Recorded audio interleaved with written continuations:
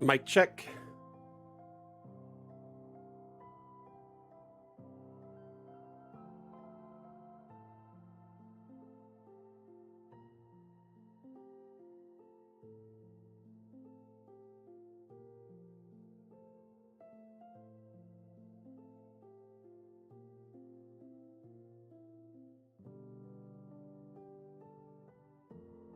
Hey Remy, hey Atlam, how you both doing?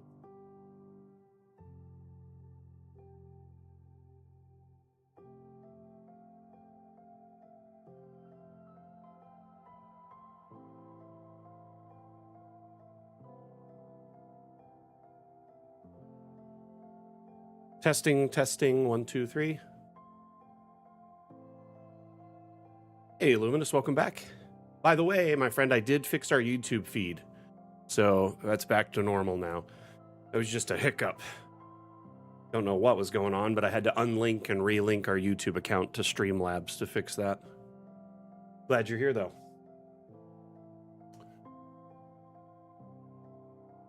How was everyone's weekend? That upward inflection at the end there is funny.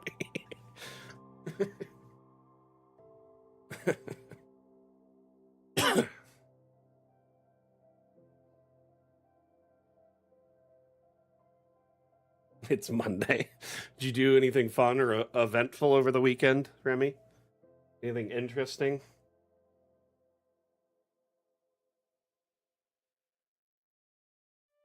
Oh, camera's lens cap was on, my bad. Sure you were very sad you couldn't see my beautiful face for a moment. Welcome back, everyone, to Mapmaker Monday. My name is Mac, the community manager for Dungeon Alchemist. On today's stream, we're going to be building out some details on this map that I've been working on for the past few weeks. This is called the Last Drop Souvenir and General Store. It's kind of a working title, likely change over time. With this map, the intention is to build a sort of in the middle of nowhere jack of all trades store that has stables, a general store with all sorts of items, including souvenirs, magic items, general goods, the like. And then going up, we are actually working on the third floor now, which is right here. Hey Toastic, how you doing? Welcome back. How's things going for you? So we're working on this floor currently, which is the tavern and inn. It's got a few rooms. We got a latrine here, right? Here's a bunk bedroom. We're gonna fill this room out. I was thinking of just putting a bunch of hammocks. Like this will be the communal room. And then here, I'm good, Toastic, I'm good.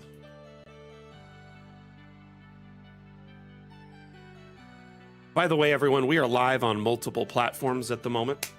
So we're live on Twitch, TikTok, Facebook, YouTube, and Steam. So if I'm saying hello to someone and you're like, who is that? You don't see them in the chat feed. That's what's going on, all right? Thank you for the follow, Tina Bug. Welcome to the community. Hope you're doing well. Magic. I'm actually going to run a pipe down here somewhere.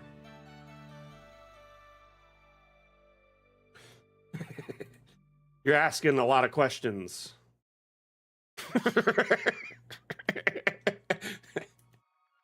How you doing, Inani? Right here, though, we've got the, it's kind of like a bathroom here, bathhouse kind of thing, so people can take a bath after their travels. Because like I said, this place is in the middle of nowhere.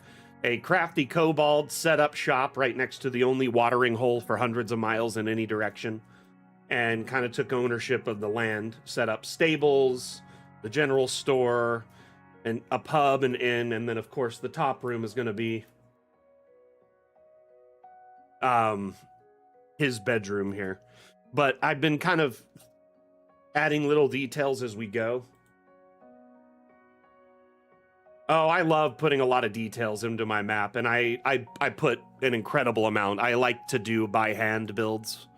Dungeon Alchemist obviously is best known for quick builds, how you can just generate rooms or generate a map really quickly, like an entire environment.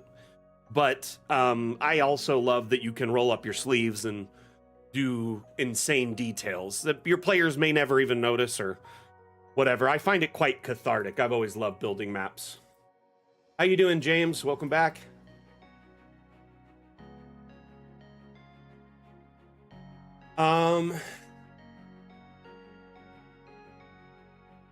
Let's see here. It's probably okay. I appreciate the kind words, by the way. Welcome to the stream. But here we've got a bunch of detail in the general store, a whole bunch of items. I thought so too. That's weird. I don't know how it was a link. How did I do the standalone pillars like these ones here? You just search for like pole or pillar and then put it there. Glad to hear it, James. Glad to hear it. How's the feed on YouTube today? Oh, from the water, these? That's the same poles. So I just stacked a couple of them on top of each other.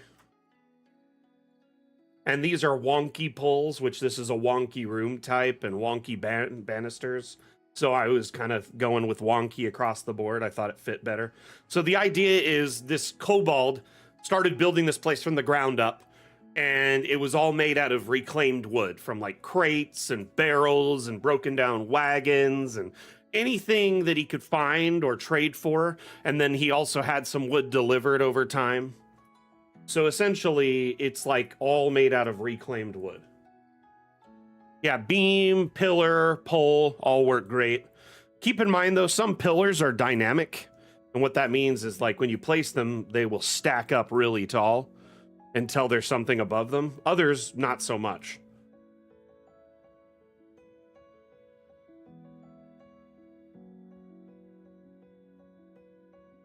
But anyway, there's lots of pillars, poles, different things you can place in. These would look pretty good too. Maybe one of these mooring poles would look good here. Kind of disable our collisions, raise it up a bit. Actually, a mooring pole outside would be good, because then this is like the stables, right? Need somewhere to tie up the animals while you get paid before you take them in. Anyway.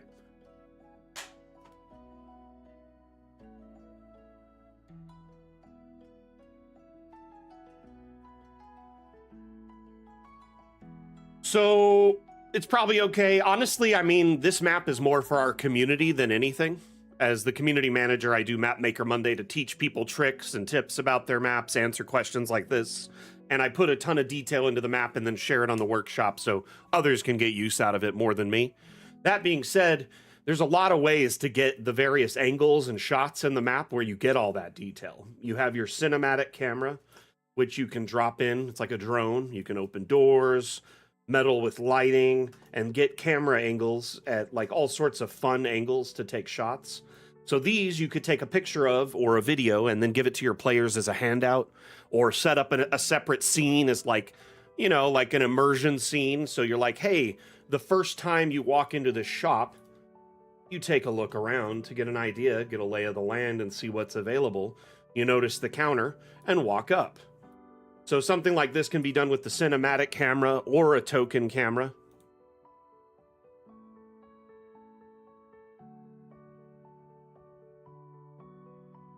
So you can walk in, open the door, and see it from your player's perspective, which, you know, it's kind of crazy as we play, you know, tabletop games.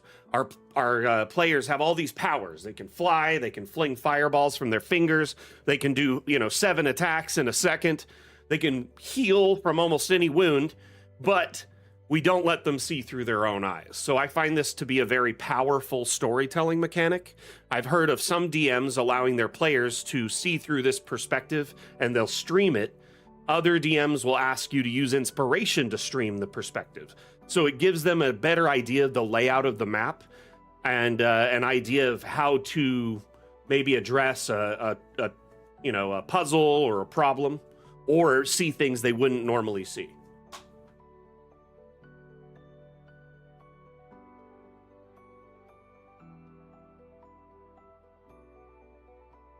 Luminous, my weekend was too busy to get any of that in. I've been doing a bunch of work around the house. The weather's just right now, really good now in Vegas, and I got to get it done before it gets too hot. During the summer, it's just too hot to do anything. So essentially,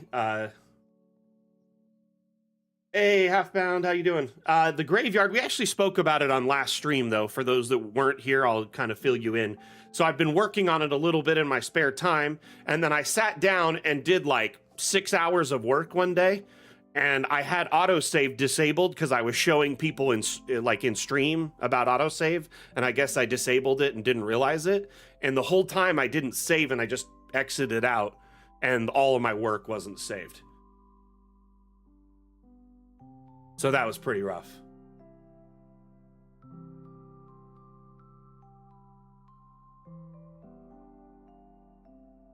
Yeah,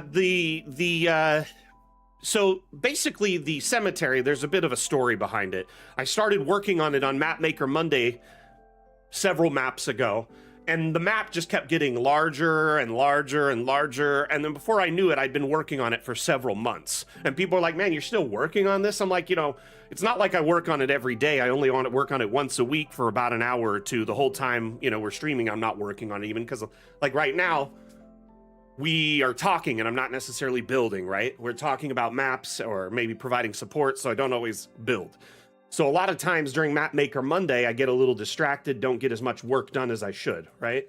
And as a result of which, the maps can take, 2 to 6 weeks sometimes to get done now. I've actually decided to keep them small and more compact going forward because I wanted to be able to cover more themes. So in like the past 3-4 months, we've done a few maps. But yeah, my autosave is back on. I'm gonna finish that map in my spare time, here and there, little details, hopefully hammer it all out. But I'm also waiting a little bit for Fun with Objects Part 2 to launch, because there's a bunch of features in there that I want to add in the map. Like, you'll be able to put custom like text on headstones. So I want to be able to do that on a lot of the headstones, so it adds some more detail to it.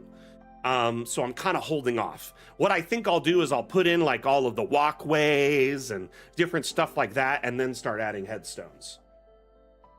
But the thing is, this map, the cemetery that we're talking about, right? Let's open it up. The cemetery, because it's been such a long build, it spans multiple updates. It's a legacy build that doesn't support multi-level, but then new features have been added and I've been able to add them in. Like, we added this, like about halfway through the build, I was placing all of the headstones by hand and changing them every time to a different one. And I have to figure out a new one each time because we only had a limited amount. Then we came up with a bunch of new headstones in the Fun with Objects 1 update. And they have a variant of headstones that you could just click, and every time you click, it's like a new grave with a different headstone variation. So it saved me a ton of time over in this section here, because like every time I clicked, it was a different looking headstone or grave, right? With like different decorations on it. But before, it would be like this, where I'd only have so many headstones to work with, and I'd have to shift their variety up. You know what I mean? And there's like the pauper graves over here, where I would like not always use stone. I'd use wood or like, random things to kind of imply that they didn't necessarily have money for a stone headstone. Anyway, this map, when it's done, is going to be crazy overall. And it'll be huge, both in file size and overall size. But yeah, I'm not doing much more as far as extreme details, but what's left is I plan to add like terraced graves over here that are like fenced off, and they're like family plots. So they're lifted up and they have mausoleums and nice graves, sort of akin to this royal plot, but much smaller. And then there'll be some that are like, oh, this one's raised here. This one may be sunk a little bit. This one's raised a little bit higher. So they're like terraced. You know what I mean? Anyway, Lots of work to do, but still, yeah, I basically had this whole section done, and I had a bunch of paths over here and a bunch of graves and lost it. A 10-hour grind would have gotten pretty much all of it done. It's just frustrating. And I'm mad I don't have it done yet. I just kind of like, it's been on the bottom of my to-do list because there's a lot of other work-related tasks that I have to deal with on a week-to-week basis. So my apologies there that it hasn't had a higher priority. Anyway, we'll get back to our build that we're working on. Oh, that was the wrong map. Clicked the wrong one. It's going to load the cemetery again. Yeah, maybe an outlying kind of cathedral. Hi, Artful Darkness. We're getting like a whole bunch of statue variety and a whole bunch of new stuff that'll help me with these builds. Like I made this park, I'm trying to eat up space, so it wasn't a ton of space that I had to fill in with graves. But I do like the idea of an outlier chapel of some sort. Or it could be the older chapel that was there before they built the nicer, newer one. And so now it's like just like an overflow. Oh no, Remy. Oh no. Someday, maybe. Yeah, that would be cool with underground tunnels and a multi-level cathedral and like the cottage. Anyway, let's make it daytime so y'all can see it, because the cottage looks the best during the day, in my opinion. But the groundskeeper has a secret. Everyone was like, is the groundskeeper doing something nefarious? So after a while, we added a hatch back here under this pile of manure. Where does the hatch go? Lots of intrigue. Like maybe an old rundown cathedral. It's like the older one. Maybe they pulled some stone from it to make the newer one. The cathedral also has a bit of a secret, because here you have the confession booth, right? And I don't know if any of y'all have played with this. It has a lot of options. You can like rotate these secret confession booth doors. You can cover the confession booths. There's like secret path, there's containers inside the center area for the priests to hide things, I guess. I don't know. But this goes to a secret underground area. And then, of course, we had another secret underground area inside this mausoleum that is hidden under the the sarcophagus in there. So we kind of added a little bit of intrigue. I was thinking of adding like one of the graves over here, it was tipped a little bit, like the stone on it like this, and you could see a dark passage underneath or something. Can I do a flip? Man, that's like one of the oldest memes. Do a flip. Do a kick flip. How you doing, Bebop? I cannot do a flip unless I'm on a trampoline or like suspended on a trapeze.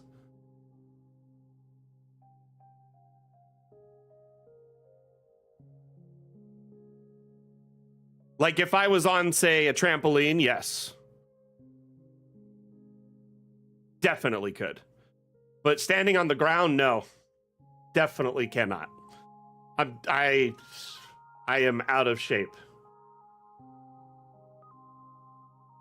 Though in my younger years, I used to take like gym because my grandfather was like a gymnast and my mom was way into it. So I took like a bunch of dance classes and gym classes.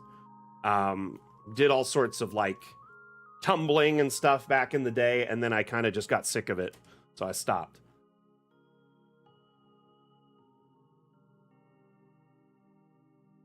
Yes, viewers on other streams. Yes, I did used to dance. Like tap dance and ballet and stuff like that.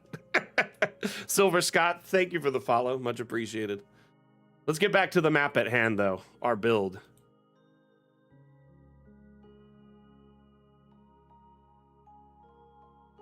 So, Luminous, that's actually just a pillar. It's the top of a pillar, and I sank it all the way down into the ground. The round ones. That's what we call creative asset misuse.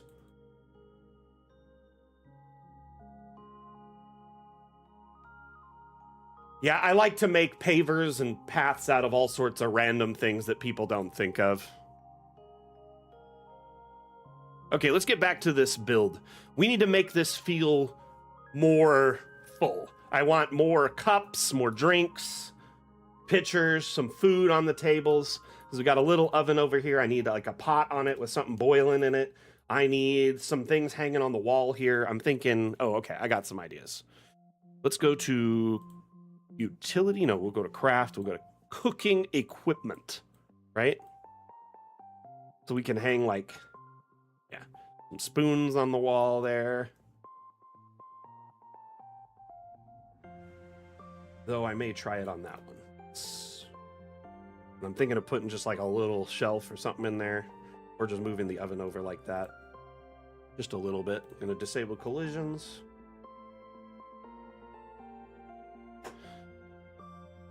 Would it be annoying if I just narrated like every aspect of the stream as I'm talking, as I'm like doing things?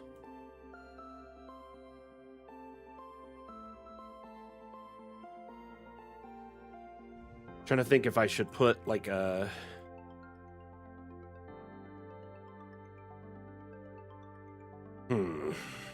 Yeah, I definitely want like a skillet. Probably gonna put like a skillet here. Drink it down a little bit, and I'm gonna put like some eggs on it or something. And then I'm thinking of putting like some meat on the wall here.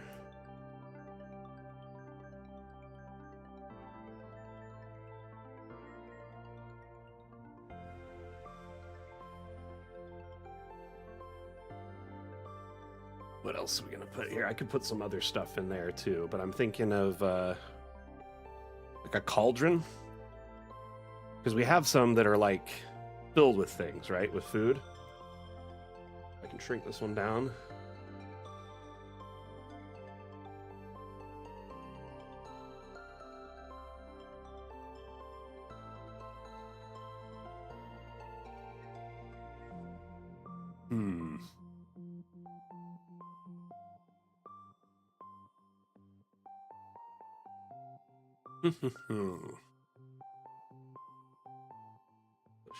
Meat over here.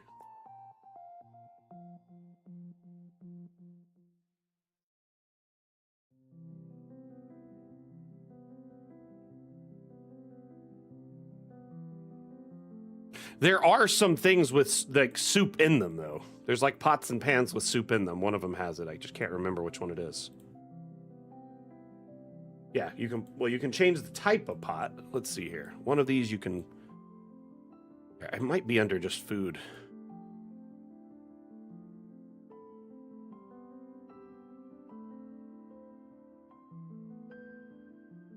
There's like bowls with soup in them and stuff, but there's one that's like a pot that has it in it. I could have sworn. Am I crazy? Or am I just thinking things?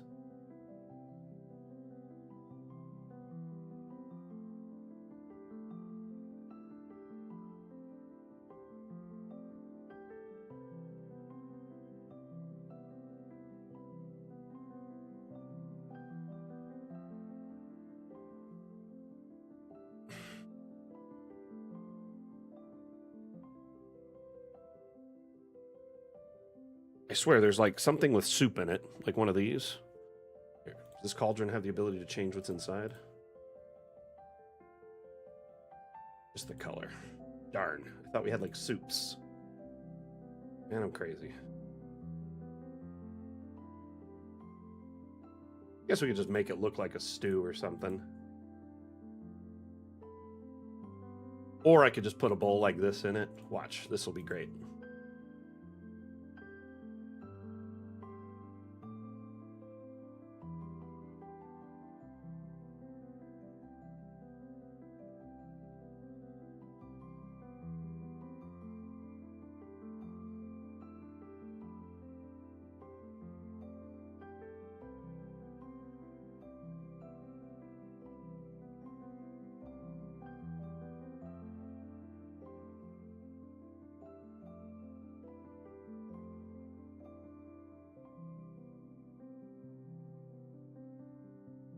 Just give it an extra stew look.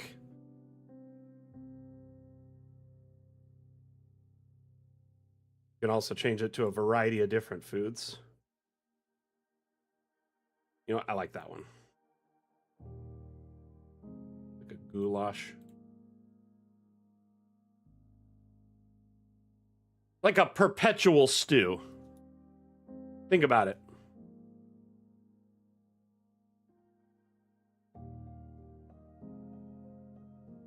That's actually a very common meal in like the Middle Ages.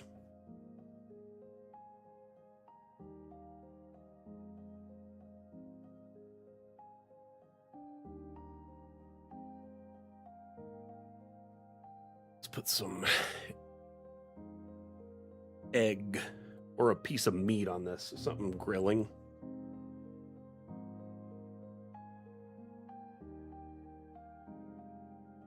I know we have like an egg. I'll just type egg, save myself some time.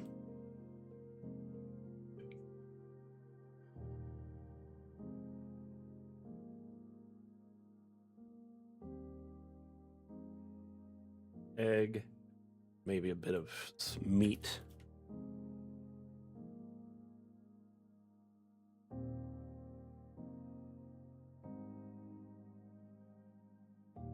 I feel like there's like a steak cooked.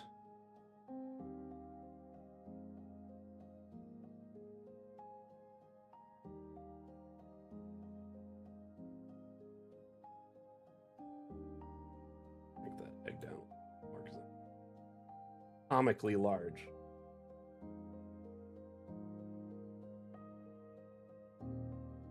Okay, so this is a question issue reported from the Discord user. Is there a cutoff point? And light fall off for DA, or should it fade out gradually? Really depends on the light source. Some of them do feel like they have a hard cutoff, and some of them feel like they're diffused better. It's hit or miss, really. Is it just me, or is Steam only streaming for about 2 minutes and then it crashes?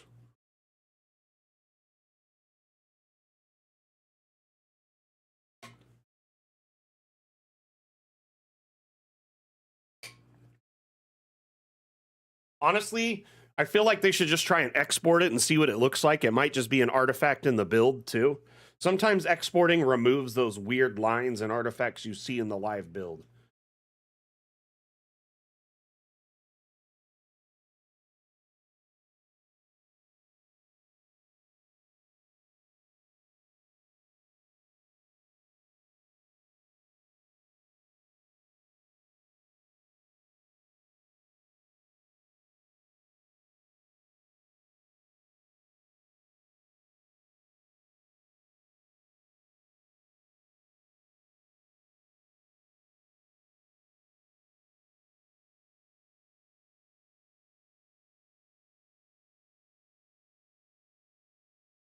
Did the music stop?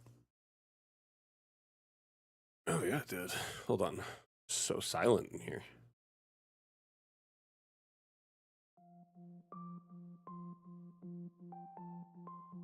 Sorry about that.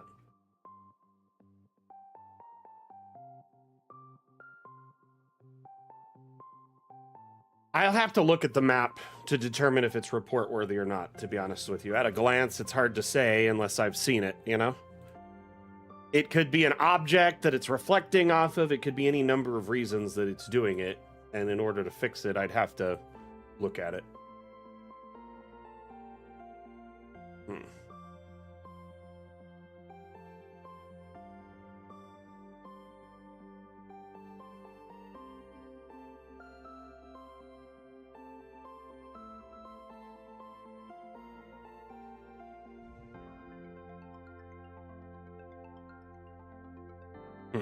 Trying to decide.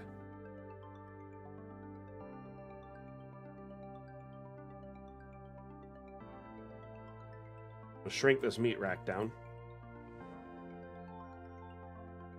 Of course. Collisions.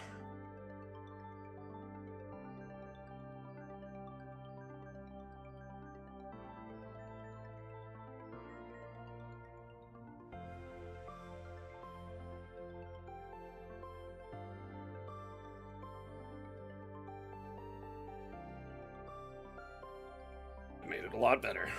Like it.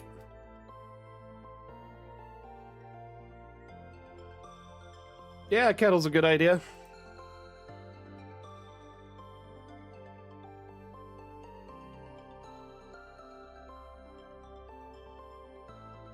There's a few different ones. Actually, you know what? I like that kettle the most. Little teapot style.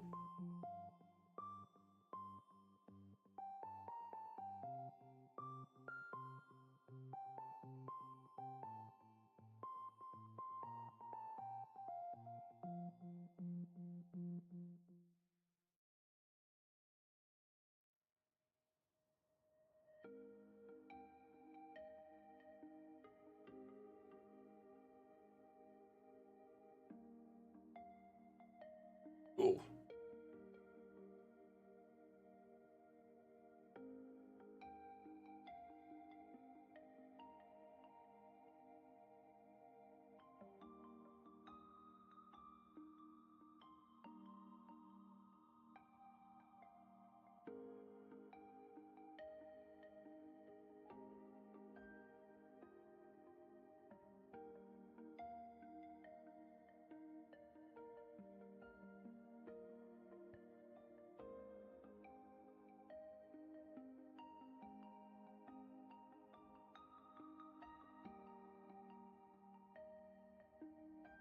Yeah, you can ping me in the conversation. That's fine.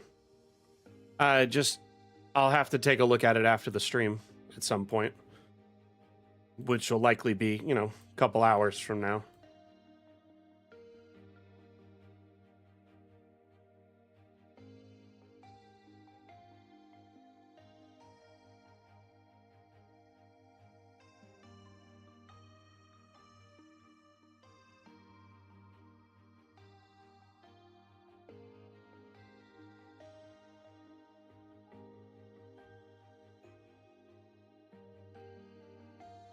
What I think I'm gonna do? No, picked the wrong thing. I think I'll pull up a standalone wall here again, like I had.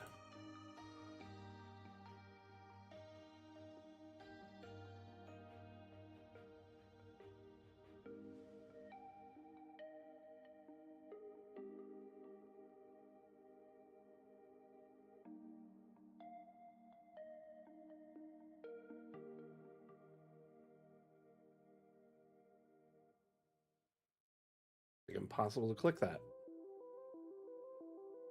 Interesting.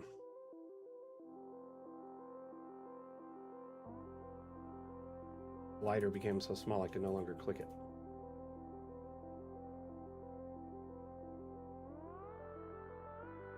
Ah! Did it again.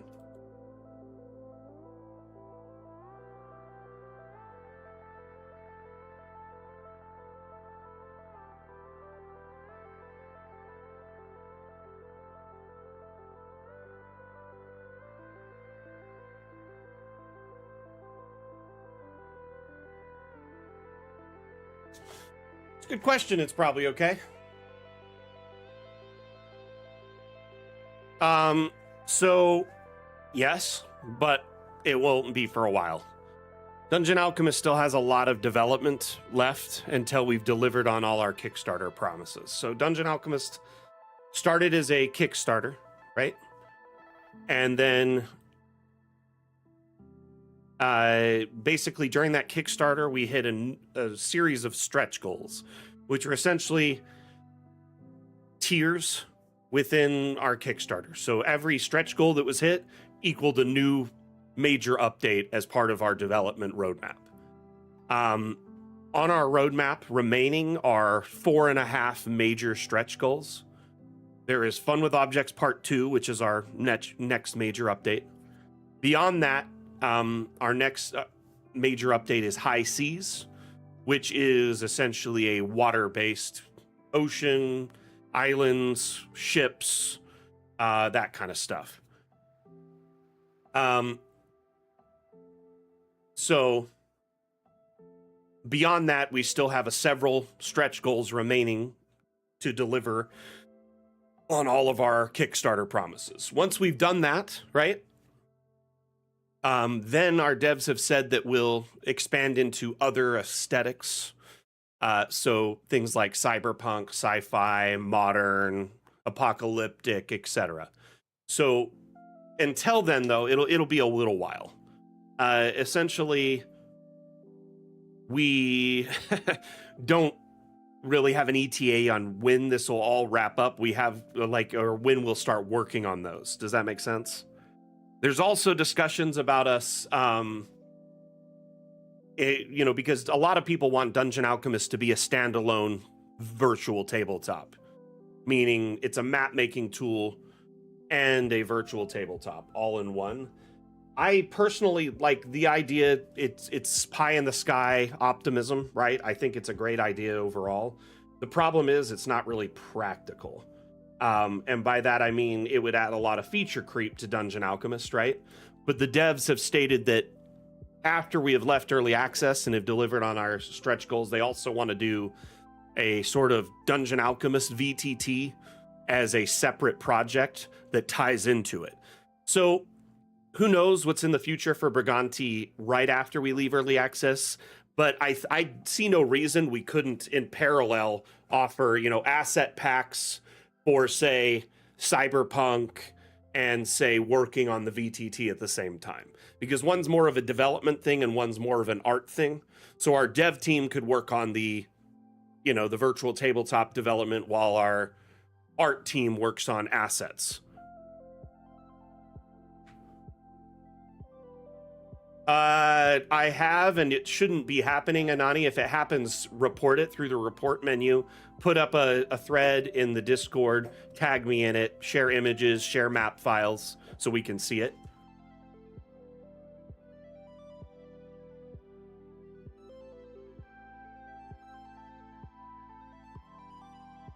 But yeah, we definitely have a lot of commitments to our community who supported us during our Kickstarter, right? And so we have to follow through with those commitments before we jump into anything else.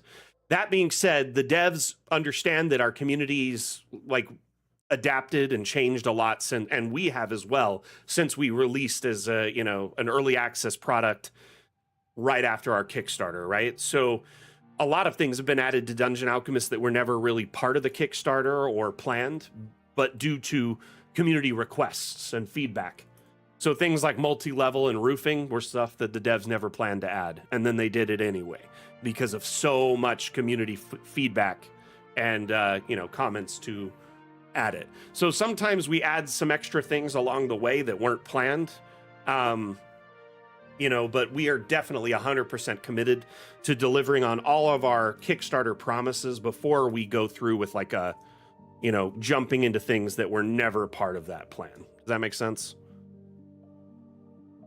Anyway, I appreciate your patience as I went through that for 10 minutes. These are great little spice jars. One of these up here. They just look like a little ceramic type jar. But yeah, I like having some things up here that would be considered like add-ins, spices, stuff like that. Some of these clay pots work really well for that too. This one right here. You can just shrink it down. Doesn't that look like a little spice jar?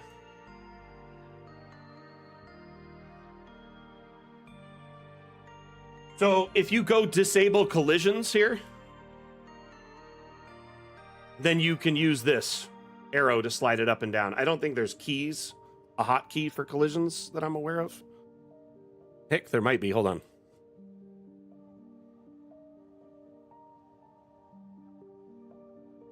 Nope, there's not a hotkey for collisions, at least as far as I'm aware. So when you disable collisions, 3 things happen. It's probably okay. One of them is very obvious. The colliders are disabled.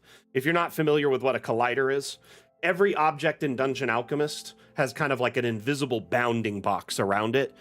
Kind of like it essentially tells Dungeon Alchemist the size of the object, right? So every item in Dungeon Alchemist has that. You may have noticed some have larger like kind of boxes than others. And in occasion, when you're pushing objects near each other, you'll get these red kind of outlines, right? This is Dungeon Alchemist telling you these things will collide. They're too close to each other. You can't do it, right?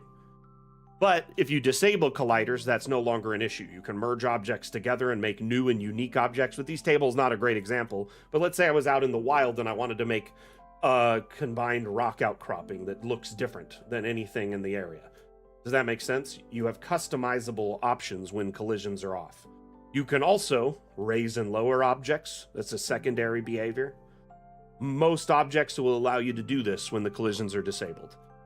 Lastly, when collisions are disabled, you can scale objects far above and below their normal scales. So essentially it unlocks a lot of functionality within the object, giving you a little bit more user function than you had prior.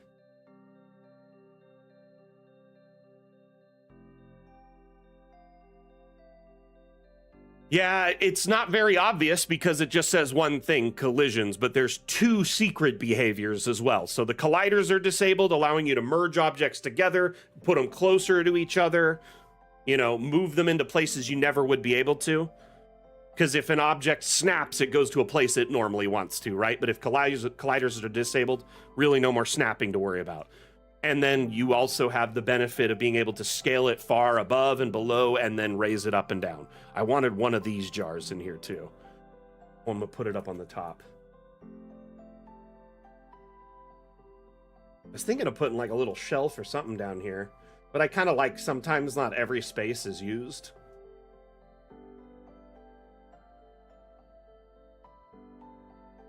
But yeah, we need some jars and stuff on these. Like that one because it's got like the little seal on the top.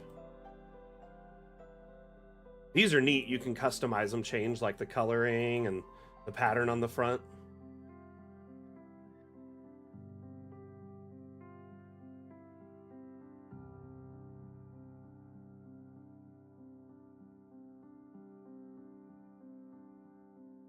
Yeah, we're gonna put in all sorts of little stuff over here because there's like, this is maybe food, you know, meat, stuff like that on the shelf hanging. You know what? I'll hang some more meat over here and maybe put some like up on these shelves too.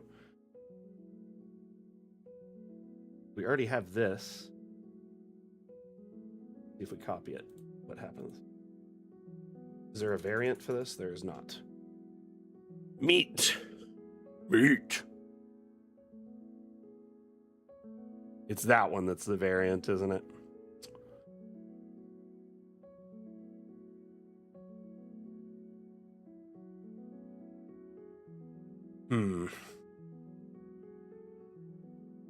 We have the meats. Like, I know that jingle, but I don't remember what the commercial was for. Arby's, right? Was it Arby's? Yeah, I think it was Arby's as well. That's the crazy thing. We know the jingle, but we don't remember what it's for half the time. Not at this time. Not at this time. Probably okay. It would be great. Some shelves come pre-decorated. Like this one actually came with a bunch of stuff on it, but then I added a few more things. So like you'll notice as you browse Dungeon Alchemist, there's many things that come pre-decorated, right? Like this pantry storage shelf. If you press tab before you finalize its placement by left clicking, you know, you can shuffle it between a bunch of pre-decorated variations.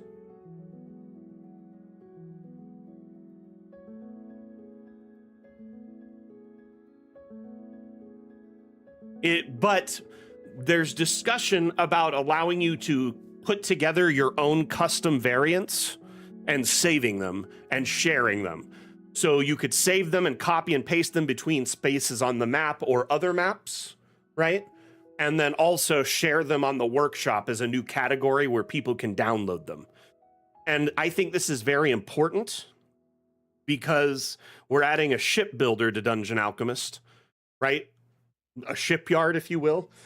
And wouldn't it be nice to build a ship and be able to move it as a solid object, as a grouping of objects, or save it and move it to a new map, or share it and somebody else download it.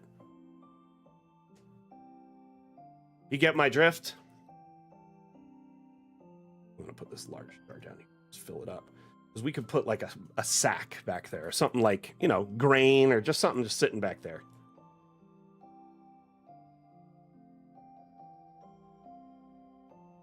I always prefer to go to storage and look and see what they have, because sometimes they have like the stack ones here. Like one of these sitting here. Oh, that one's too big.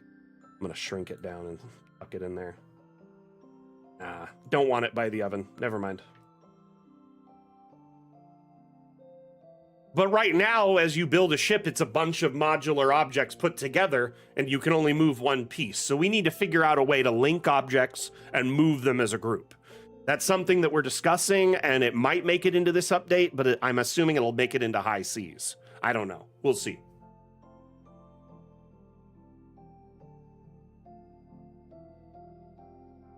That or take a screenshot of it, right, Random Ladybird?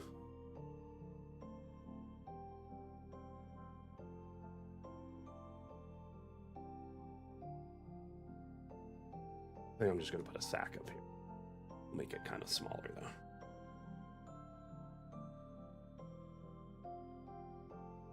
What other things should I put on this shelf? I need suggestions, people.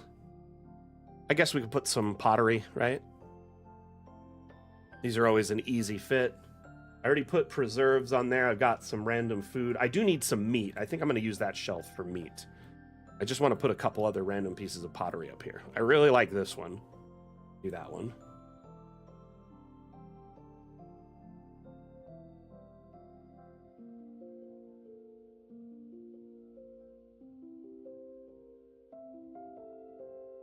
Right, Jim? Wouldn't that be nice? Ooh, I know we have these, they're more like under paint, right? That might be interesting. What is it? It is this like mortar and pestle with something in it.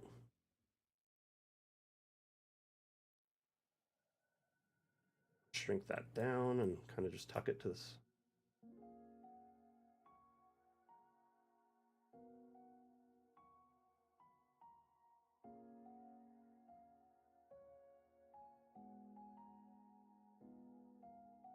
I also really like this pigment tin because it also looks like spices, doesn't it? And you could change the color of whatever's in there.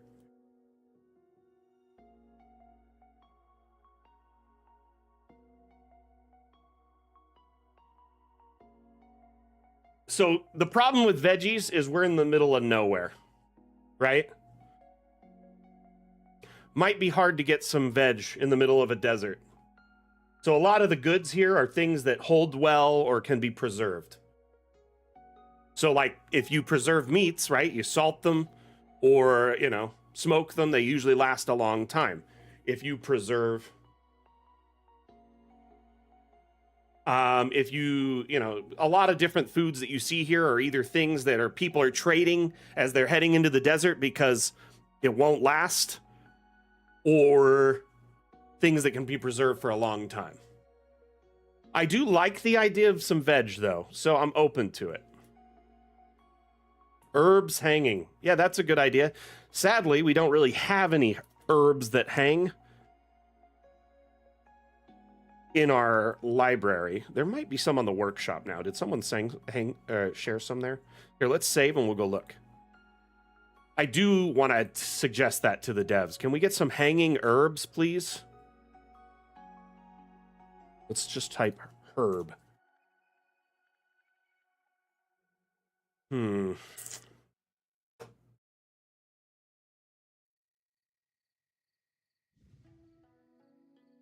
Luminous, wouldn't they have to be in a cellar, though? Like a root cellar underground to be preserved really well in a desert? That's like a whole new other addition. Well, yeah, we talked about preserves, i.e. jars of things, pickles, but a standalone veggie just sitting here, probably not.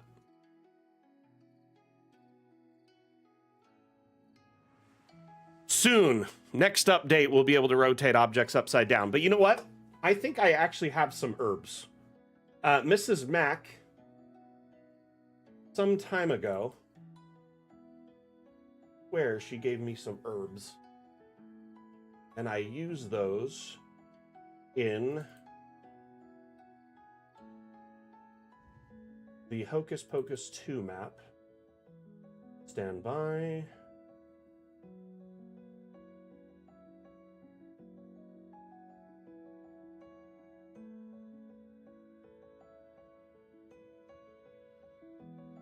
Huh. Where did I put those?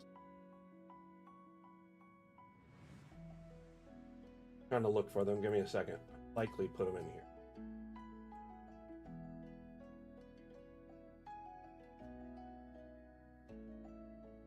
Huh.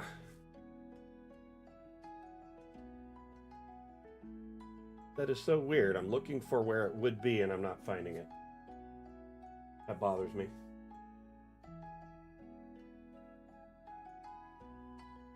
I did have some art that was herbs, and I just don't remember where I saved them.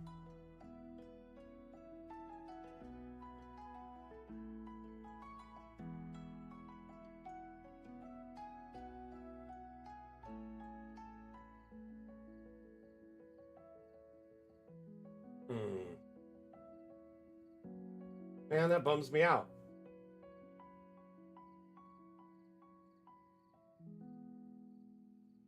The problem is I can't download it from your map. You would have to send me those. Oh, I found them. I found them. Here we go. Okay, so what we're going to do is you go into Abstracts, which is under the Object menu, and we're going to put in a customizable vertical plane. I'm just going to put it here, and then we're going to insert an image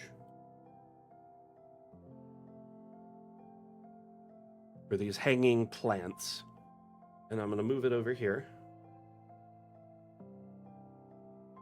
Shrink it down a little bit.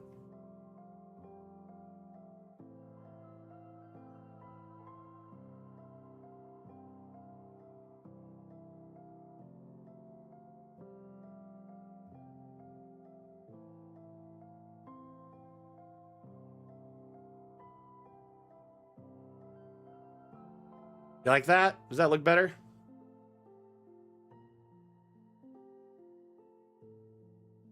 Heck, I could even put them over here.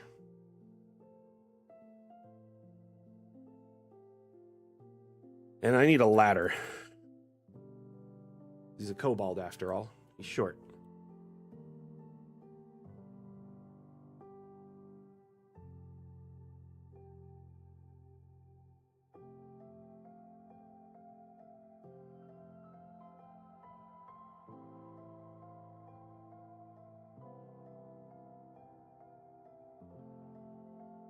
I mean, you really will only see it at an angle. At a top down, you would never even see this. Maybe at a 3D perspective.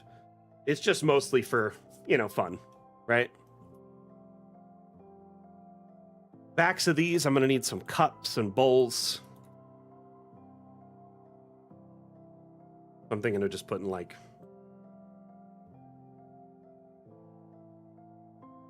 Guess I'll just go in here and look at cutlery.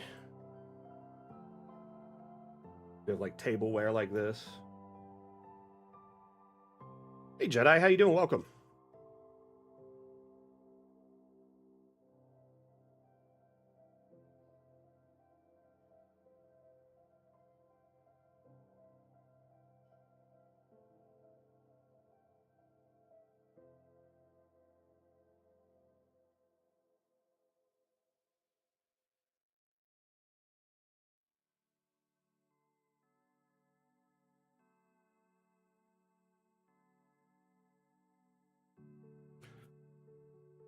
All right.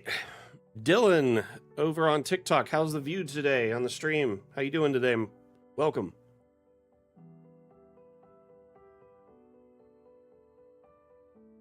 I need a cutting board.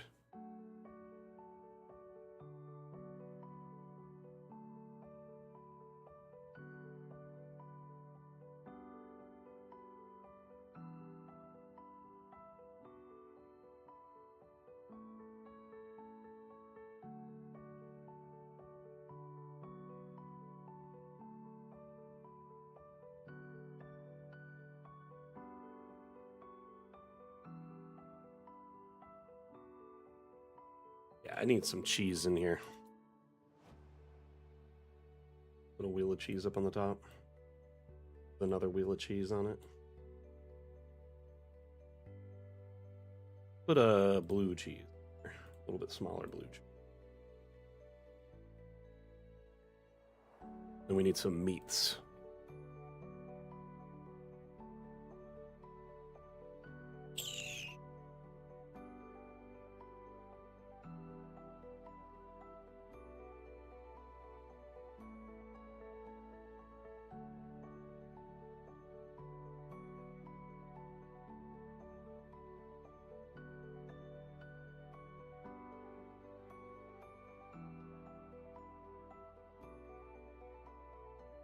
A ham.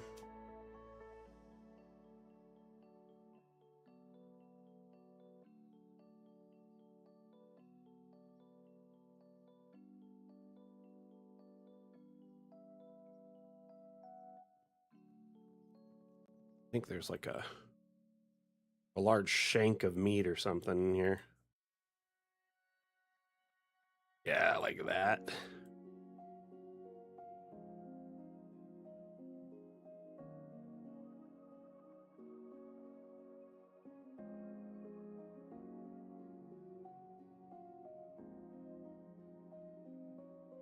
Yo, where'd my garlic go? I know I had some in there.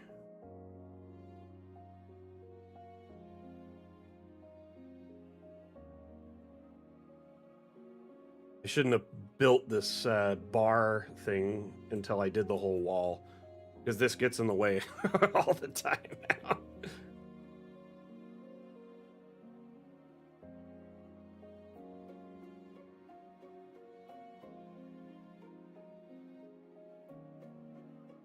Yeah, it's been buggy this last week. I might unlink and relink the Steam, see if I can fix it. How many monitors do I run? Okay, so technically 3, but one of them is an ultra wide and it has the ability to split it into 2, so technically 4. I have my ultra wide split into 2 screens, and then I have a very like a vertical monitor to my side in portrait that has a chat feed on it. And then above I have it's like a 40-inch TV. It's like a Samsung television that's like 15 years old. I've had it for forever. And that is that's my production feed. So that has like my stream software on it, my music. It has a backup chat feed just in case I can monitor if I'm looking that way. Because the thing about streaming is you always want to be watching chat as much as possible. Like you want to look at it. So if you have it in a few different places, it's easy to keep an eye on.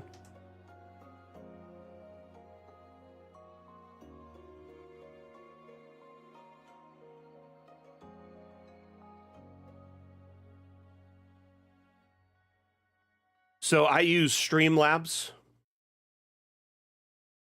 Streamlabs has a multi-stream feature that allows you to pipe out your stream to multiple channels or multiple platforms simultaneously in landscape and portrait simultaneously if you want to. Or you could just do it like an all landscape feed. And then I have 2 computers. One is my computer that just runs Dungeon Alchemist. And that's like my personal computer. It has some of my, personal software and other things on it. Programs, art, games, stuff like that. And then I have my work PC, which its sole job is to just run the stream software and make sure the stream looks beautiful.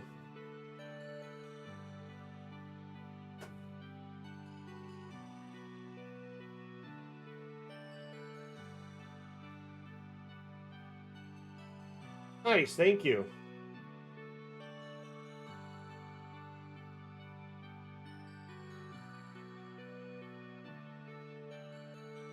Those are all individual images, huh?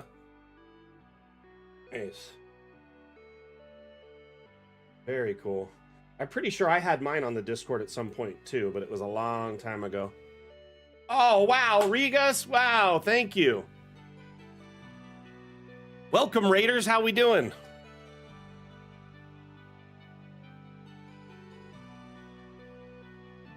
How was your stream, Regus? What were you streaming? Some Dungeon Alchemist, or what were you up to, my friend? By the way, have you received your Hendrick yet?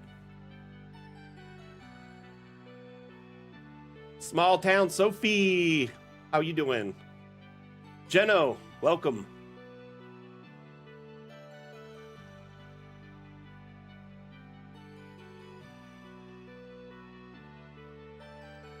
Nice, Sophie.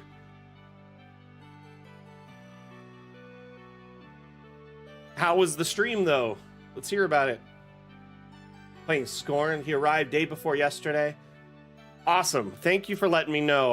Our lead, well, our lead artist, Wim the Hare, the creator of Dungeon Alchemist, he's the one who shipped it out, and he was asking me constantly. He's like, "Have you seen anything on?" Now he's on vacation, so I'll have to tell him when he gets back. But fantastic. I'm glad you got it.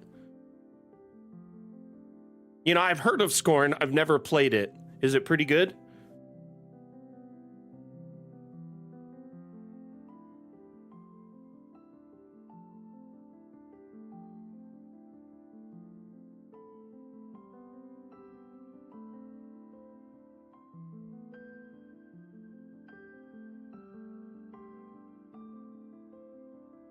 Hey, Atlam, can you let Steam chat know like that there's something wrong with the feed there and they have to refresh it constantly in order to watch? They may want to come over to Twitch or, you know, YouTube. Don't necessarily drop links, but just let them know.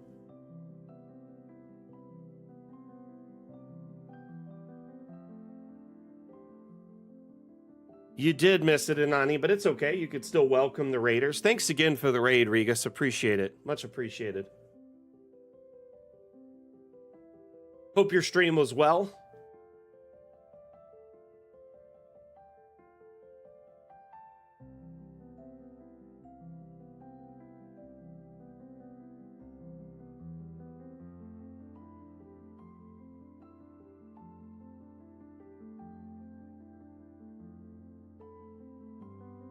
Ooh, broken bottle.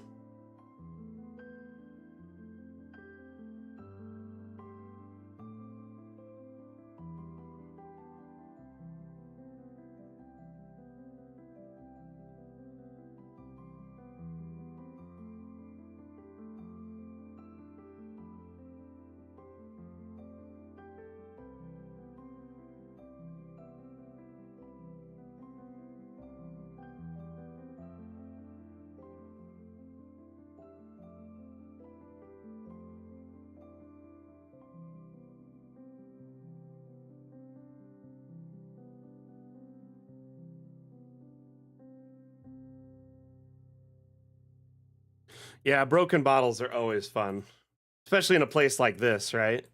It doesn't need to be perfect.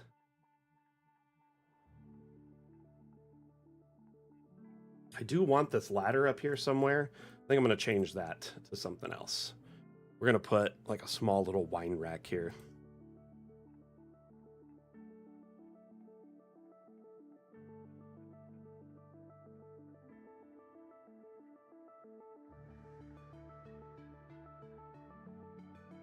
Nope, I'm going to put it over here. That's where it will be. Changing my mind. Executive decision.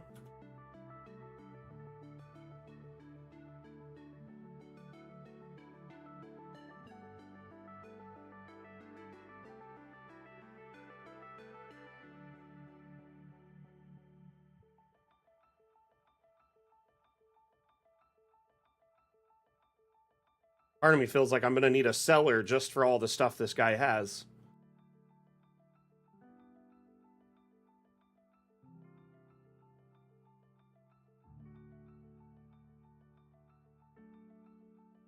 So, no, Luminous, that's not correct. Once you've disabled the collisions on something and moved it or resized it, its collisions tend to misbehave.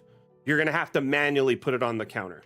So if you resize it, like on occasion, so if you raise or lower, let me correct myself.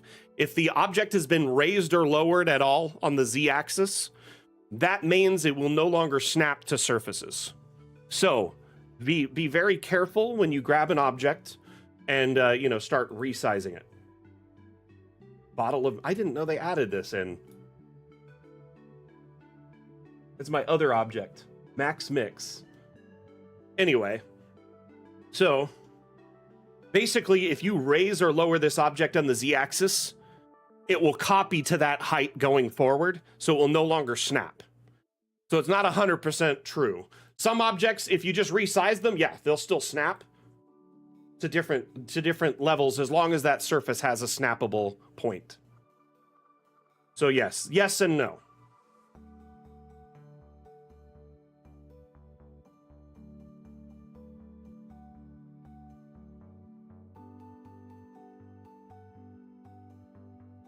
Yep, max mix, right?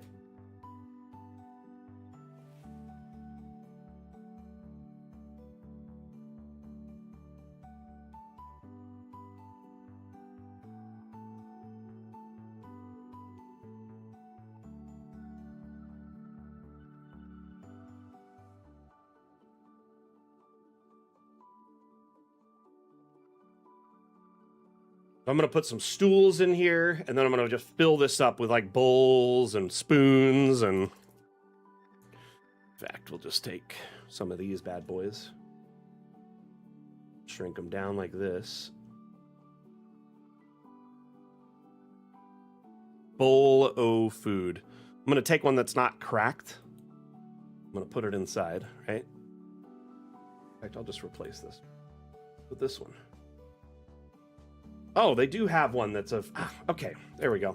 That's what we're going to do for this whole thing. Cover this counter with variants of this.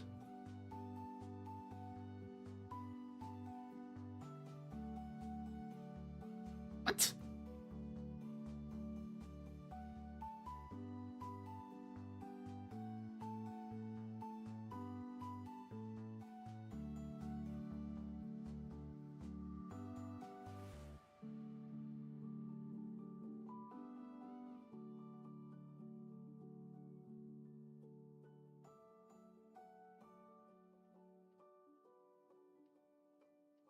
Bowl o' beans, right?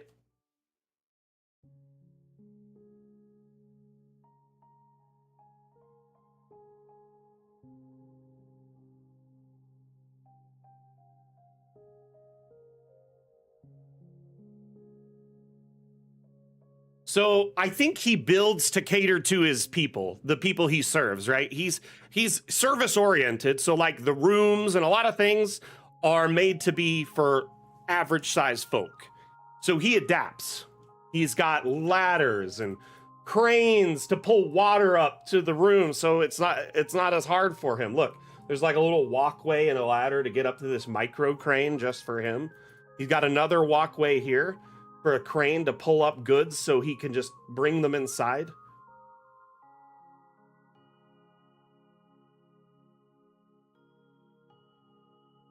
That said, I'm not opposed to this idea of some things being smaller, some things being larger.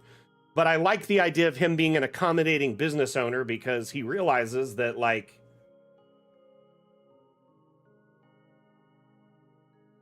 you know, the customer, not necessarily always right, but you get more money when it's like... But yeah, I was thinking like stools to stand on or benches, a ladder to get at things, because he's a little guy. I'm a little guy.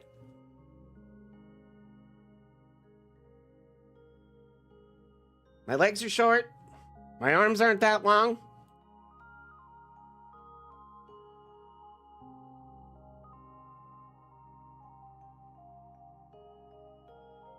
Giving them all the same stew, because that's what's in the bowl there. They might have some variety of other foods, like, you know, a plate with some potatoes or something on it, like this. I was actually going to do an empty bowl and just put like a steak and egg in it on one of the places.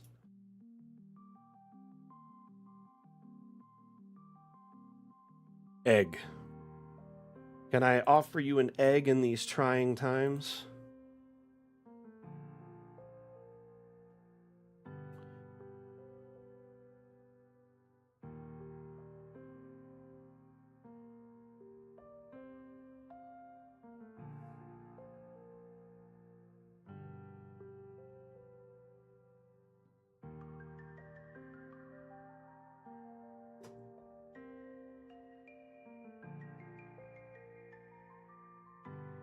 Yeah, I was thinking like stools, but like a little bench is also a good idea just across the whole thing. But I like the idea of a stool because then he can move it, right? Ooh, a rolling stool. What do you think? So you can roll it along? Oh, no, no, no, no, no, no, no. Oh, oh, oh.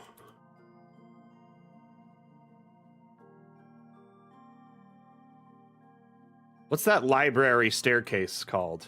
This one.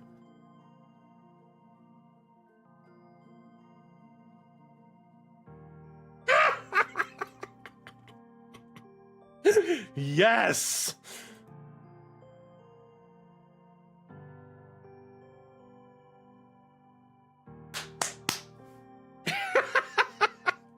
So he just rolls it around to be at different heights. And then there's still a ladder over here if he needs it.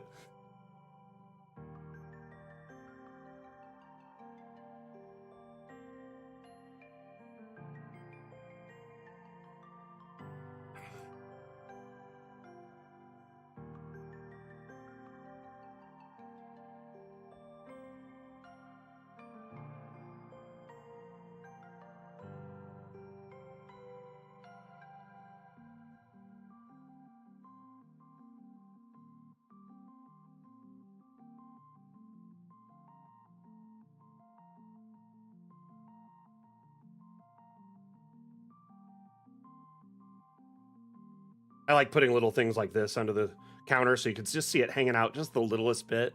You know what I mean?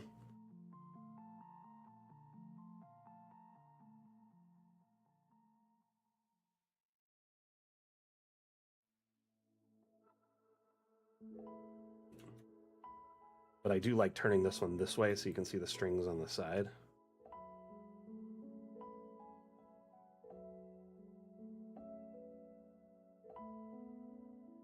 I'm gonna save. Always be saving ABCs. We need some stools now too, huh? Here, let's do some stool samples.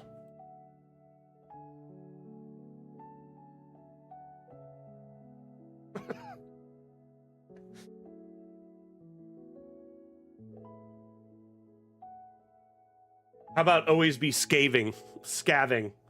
Always be saving. No, but yeah, always. Yeah, Control S I use a lot as well, but I like to physically do it on the stream so people can see it. So help me pick a stool.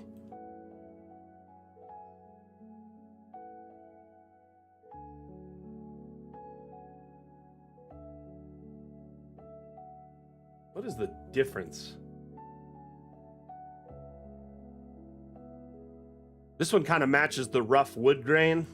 This one seems very like handmade, whatever they found, right? But the thing is it's like, it looks just like a log on the top. You don't see much stool. Does that make sense? These other ones, you actually see the legs. I kind of like that one because it pops.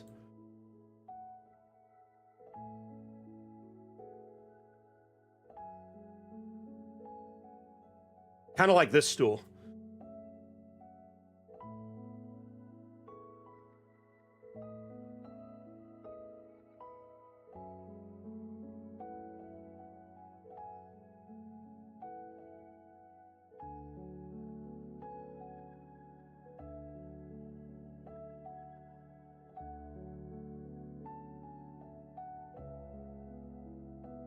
Maggie, not so much of a game as it is a tool, but it is very fun to use. So a lot of people feel it's like a game. Like a lot of people compare it to like Sims meets Baldur's Gate. But that said, it's called Dungeon Alchemist. That's the channel here. This is our official channel, and it is a map making tool that you can use it to make maps for whatever you want. But primarily, people use it to make maps for tabletop games like Dungeons and Dragons or Pathfinder. That being said, there's quite a few people in my community who use it as just a fun map making tool. They really do enjoy it and find it a fun cathartic experience.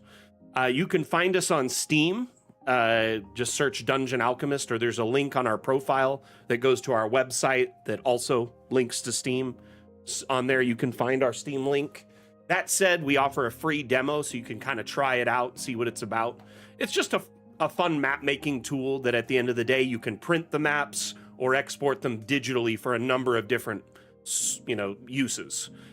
Whether it's to, put it on a TV or projector tabletop, or to play online using virtual tabletop services so you can play, Dungeons and Dragons online with the maps you made in this tool. You know what I mean? Anyway, at the end of the day, it's just a fun map making tool with kind of a specific purpose. Welcome, by the way. Hope you're having a wonderful day. I'm gonna get rid of that stool.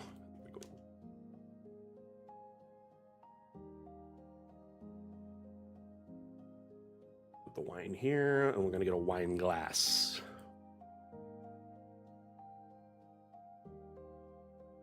Do we not have wine glasses? I know we do. Why is this, like, buried? I'll just go to cutlery and pull one here. No way.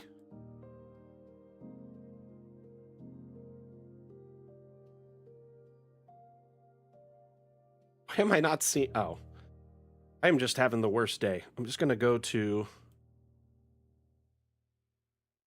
I swear we have cups and wine glasses and stuff, but they weren't coming up for me.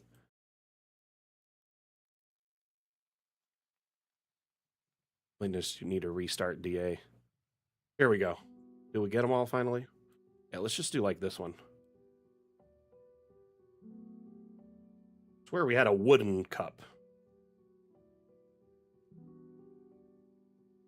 It was like a mug.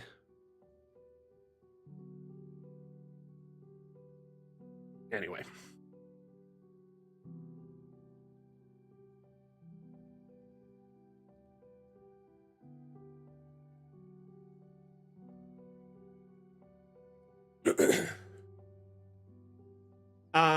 DM Run, is this a question or like I'm confused what you're asking here. Got a tough one for you. Forced perspective of a small village built into the ruins of a skyscraper. So you're just asking how you would approach it, or are you asking me to build it? Trying to understand. Just trying to understand here.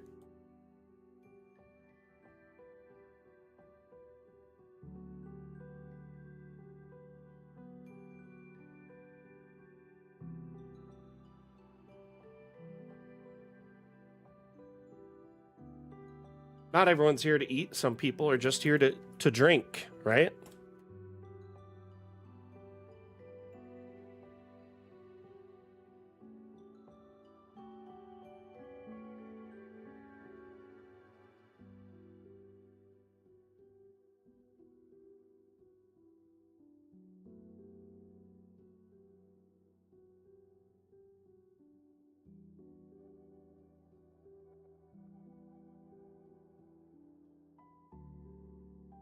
I'm gonna just put like a knife like this here so it implies they're playing knives.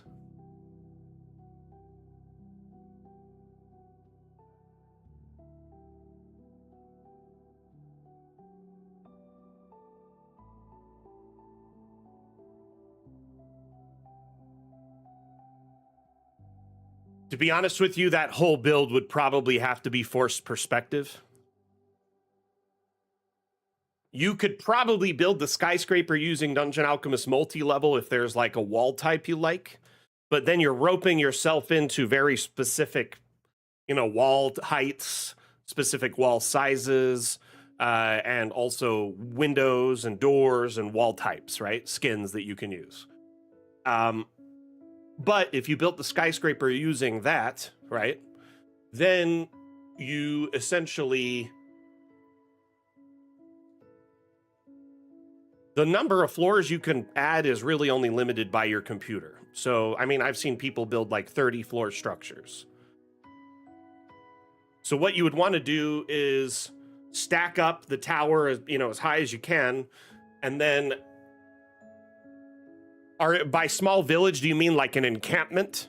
Like people just kind of built like oh, here's a tent in part of the ruins. Here's someone took a room and made it into like a store. Some, you know what I mean? Kind of like a Fallout-esque type situation where they built into whatever was available to them. Is that what you're meaning?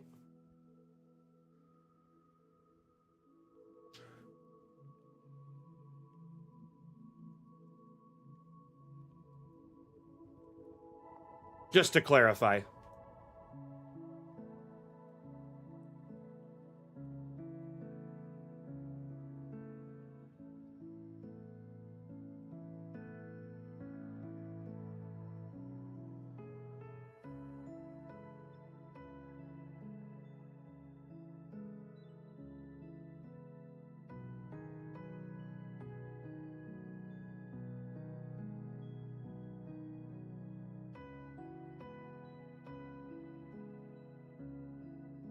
Potion crafter, huh? I've seen that one before. I've never really played it myself. I've heard pretty good things though.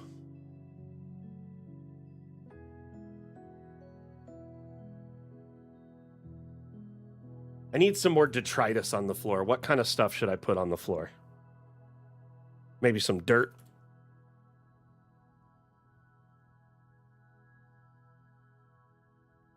I'll make it smaller so it just kind of looks like you can barely see it. Probably should just use abstracts because then I could have like footsteps or streaks.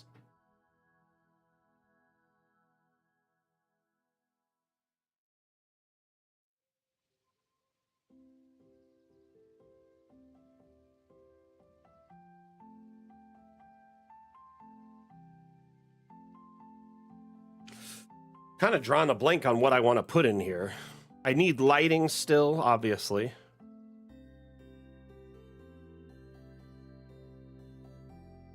Put a piece of cheese on their table.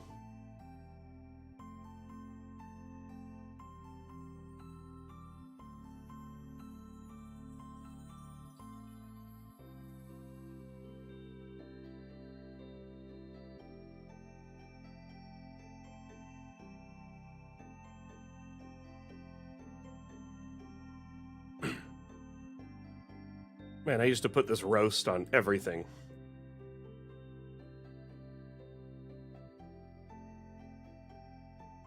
Okay. Yeah.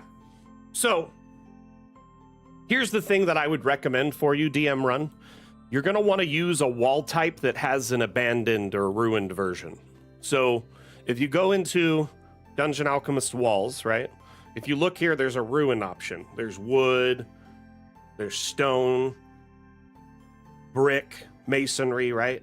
So a lot of these have a ruined version. So you could go find the appropriate normal version of it, and then you would build the skyscraper out of that. So, you know, maybe brick or any of these stoneworks, right? Then, when it's time to break it down, you essentially would interleave some of this broken masonry or whatever you make it with into it, or tear some wall sections out, just delete them entirely. And then inside, you can use a combination of really any wall types you want, but I make sure that there would be like wooden or plaster, something that you can have a broken version here and there, burnt versions like this that are dirty, stuff like that.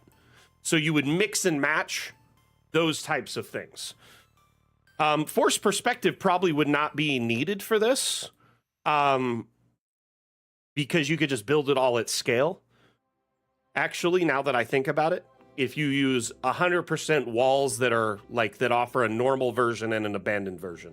So if there is a ruined version of it, like this plaster, you just go find the normal version of it, right?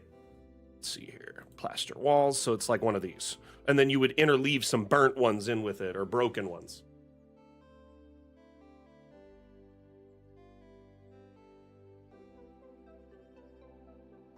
So we actually had a map kind of similar to this the other day, shared by Blue Mage.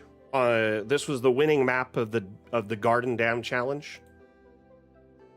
I'm going to open it up really quick just to show you.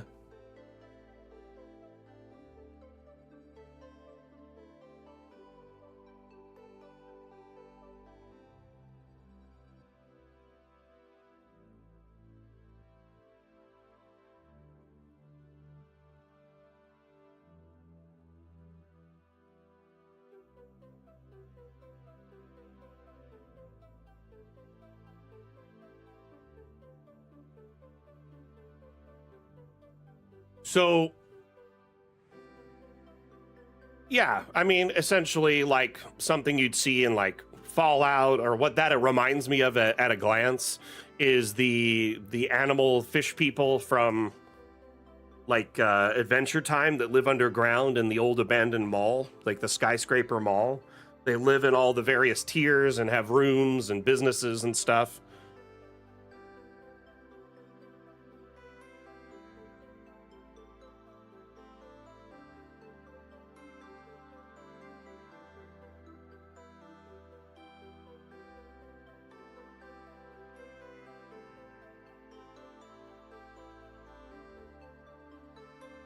Atlam, did you by chance let the Steam chat know that the feed's broken there? Like in... Or could you, please, if you haven't already? So this map here is just like a multi-story, right?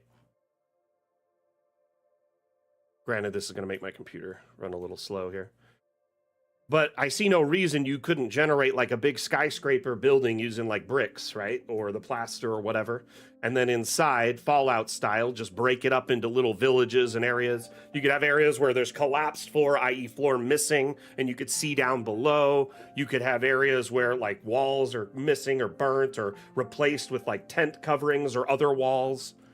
It will probably need a combination, though, of stock objects and objects from the workshop.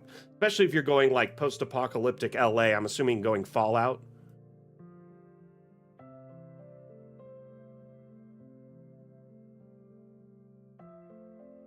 But I see no reason why you couldn't do it at scale as long as your computer could handle building that many floors. But if you build it entirely out of objects, you'd have to find like something that matches the skyscraper you have in mind, or build the asset and import it custom. Alternatively, you could just build the skyscraper in Dungeon Alchemist with the room tool and then use tons of objects to fill in the blanks, tents, little things like that. But I think you could, in combination, use the room tool to do some parts of the establishment.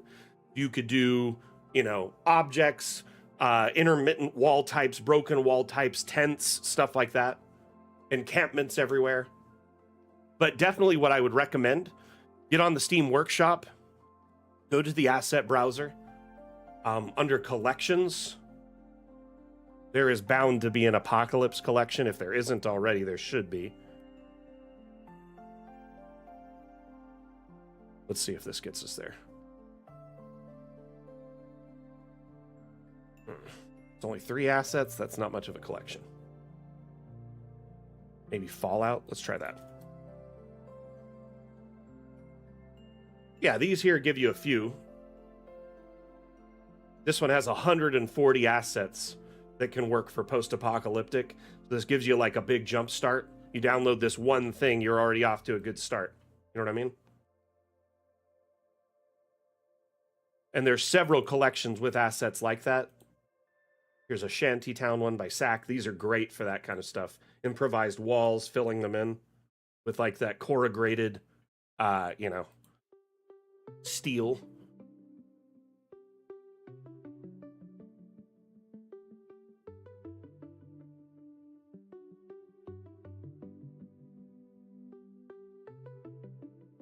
I mean, bridges, are they improvised bridges? Or are you using like, because you could use the room tool, like here, these balconies could technically be a bridge between these 2 rooms, or between these buildings. There's no reason you couldn't do something like that. You would just generate something that is like essentially without walls or windows and roofing. You can use the room tool to do that, right? Oh, that's too high, isn't it? Go down 1 floor.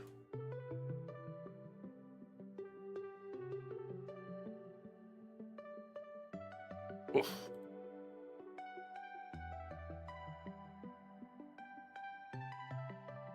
Thought I told it to do it with no roof. But see, a bridge is really just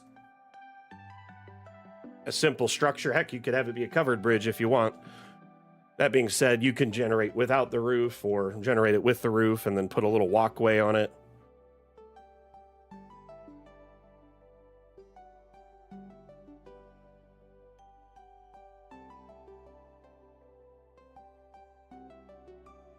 isn't this working?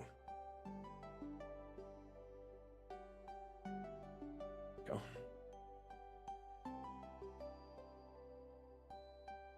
Pretty simple little bridge there, catwalk. But yeah, you can do pedestrian bridges. Are they handmade, or are they like an existing bridge that was already there when society fell? That's the importance of the matter. So if it's something like this, that it was part of society before, you'd probably want it to look nice, like it's part of the building. If it's something that was made after, you could just change it to like a wood floor, or, you know what I mean? Something less aesthetically pleasing. Something breaking.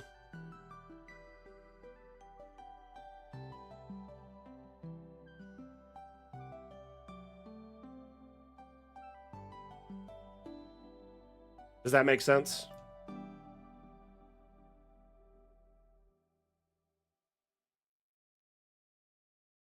Oop, I accidentally clicked below. That's why it took so long.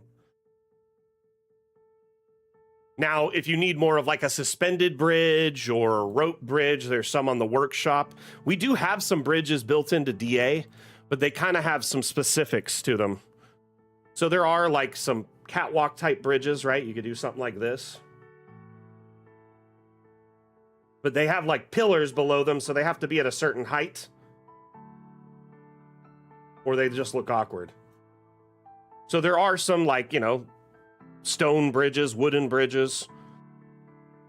This war table bridge is tiny. If you disabled collisions, it's meant for like a little tiny tabletop village, but you could use it here in the same way.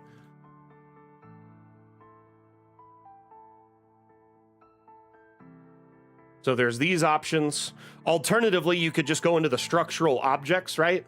In our structural objects, there is hundreds of thousands of objects that can be potentially used as a bridge. Here, look at these like grandstand platforms. These would be great as a bridge.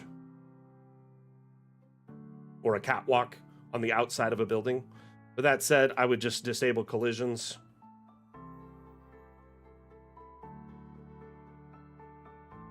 Probably pop one there, dink it down a little bit into the ground so it's not so like high. And then all of them will be at that height from there on out. So if you just keep duplicating them. Oops. You could just combine a bunch of them and do them on both sides. Rotate it and do the exact same thing.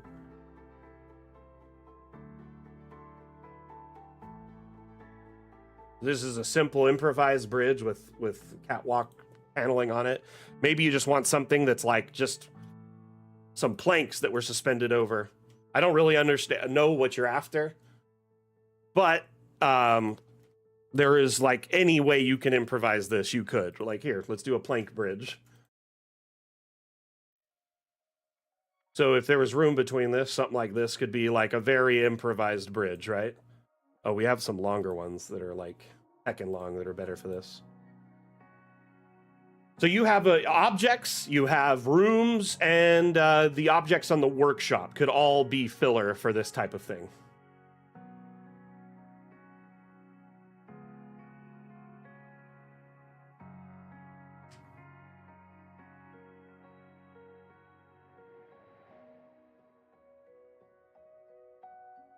And soon, when we have our next update, you'll be able to rotate objects on any axis. So you could just take like a fence and turn it into like a bridge, something that was turned over and laid there. So you'll have all sorts of options going forward, but you have a bunch already, just right off the bat.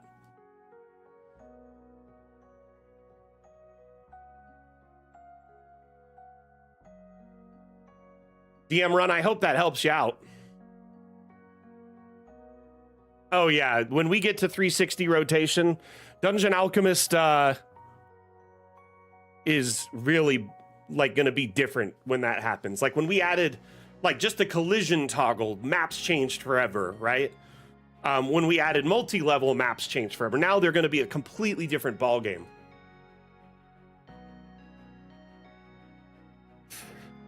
Atlam, you could also maybe suggest in Steam that they could drop by our Twitch or YouTube. You don't need to drop a link, just say that. That way they know that it's optional to go somewhere else if there's a problem. But when people say, you know, you can't do modern maps or apocalyptic maps in DA, I like to show examples like this. This is kind of both. A little bit of modern and then a post-apocalyptic. Hey, no worries. It's probably okay. You're welcome back anytime. Hope to see you in the future. And remember, Monday stream is the best if you have a lot of questions because it's an AMA format. So I just drop what I'm doing and answer the question. Our Saturday streams, there is a question segment, but it's formatted around a schedule. So we only answer questions really during like interviews or during the Q&A segment. But you can still learn plenty on our Dungeon Alchemist map making shows on Saturday. In fact, can you drop the schedule for everyone, for those that might be new here? Oh my goodness, I did not see this earlier. We got a sub on YouTube. Lane Dyer Flatten, thank you for the sub. Let's get back and see how much of this tavern we can get done before we wrap up today.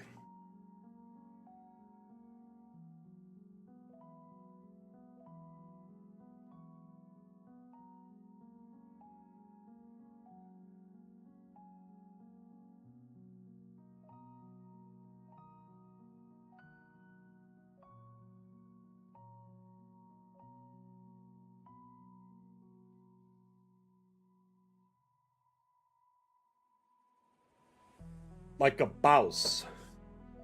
Now I'm thinking I need a cellar under this. Like maybe an access point on the side and you can go underground. Or like just somewhere near here.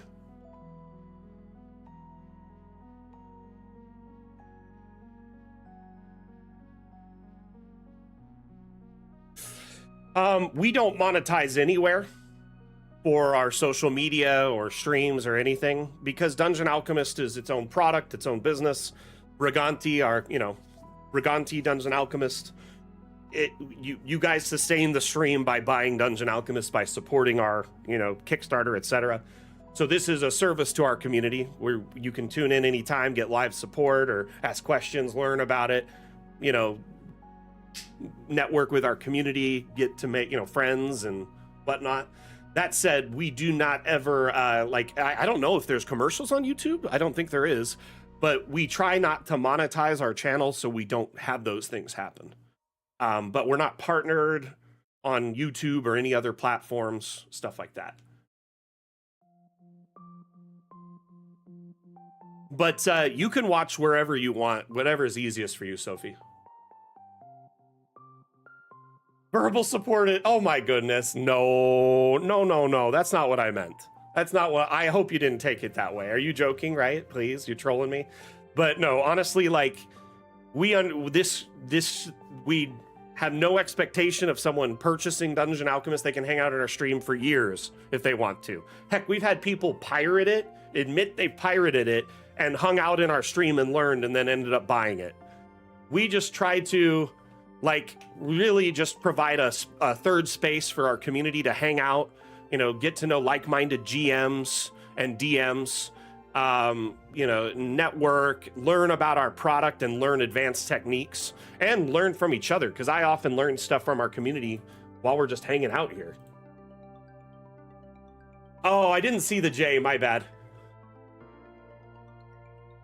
The thing is like, we're an indie company, right? And I know piracy is it's in some parts of the world, it's like the only way you'll be able to buy some software.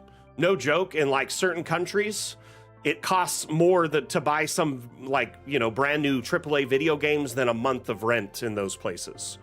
So I do love that Steam offers region pricing, and we try to adjust our region pricing to reflect, currency exchange in other areas. So people who, live in areas that their currency isn't as strong, they can still, take advantage of our product. And we also did that because we understand that if it's not a reasonable price, if it costs you 3 months salary to buy Dungeon Alchemist, you're probably not going to buy it, right? So good question. I don't know. I think for a time there was some pirated copies out there, some older versions of DA. That being said, you never know what people put into them. Were they, did they put something extra in them? Did they, do something nefarious with it? You never know. So it's always something that I'm always stressed about with our community. If they have that, I'd much rather they you know, not have to worry about that. But that being said, at the end of the day, I cannot stop someone from pirating something. So if that's something they want to do, they will do it.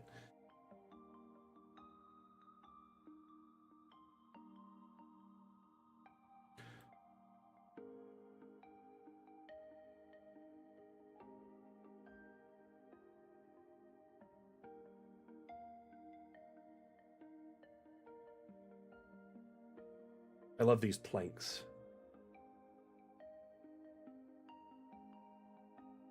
But anyway, that being said, we appreciate our community support in these endeavors, the people who support our streams week after week, regardless.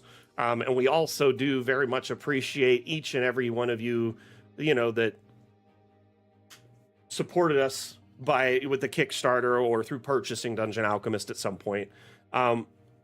It's being here though is not a contingent on that. You can hang out, talk to like-minded DMs, GMs, get to know each other, bounce ideas off each other. You don't even have to own a copy to be hanging out here, and that's what I love about it on any of our streams. Anyway, Sophie, you hang out wherever is best for you, whatever is most convenient. We're actually starting to build up a good little YouTube audience though, and I'm really happy about that.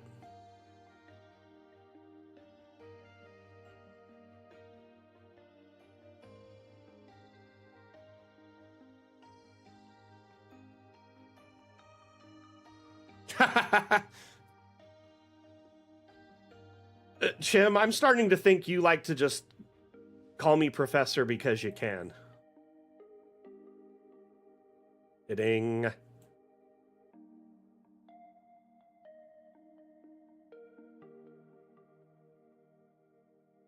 Oops.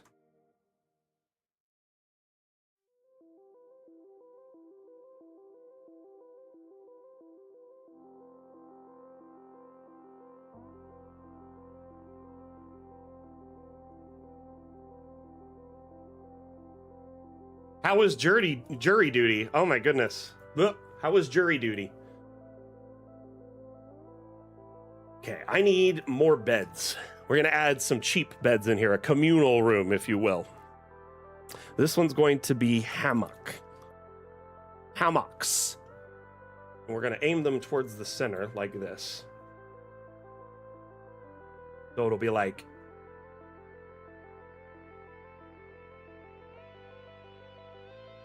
that.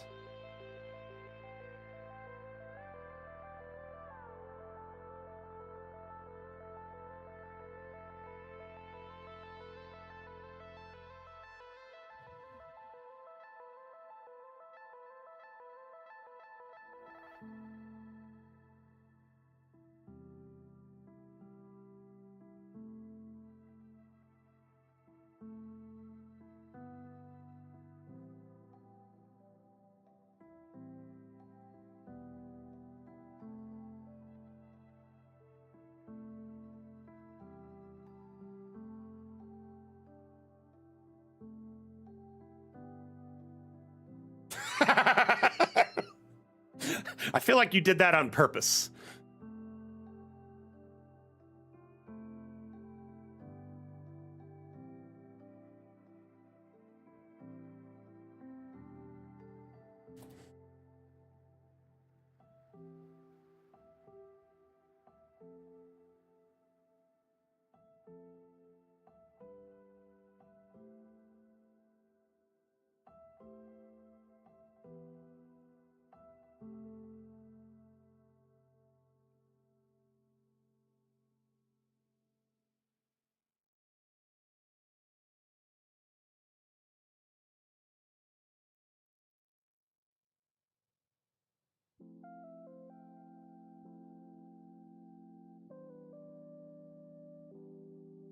Is this?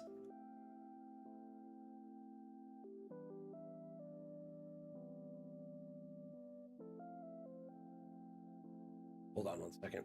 DM Run, I missed your previous message there. 1 second, let me make sure I saw everything you said. Wait, what? Test. That was weird. Thing just froze.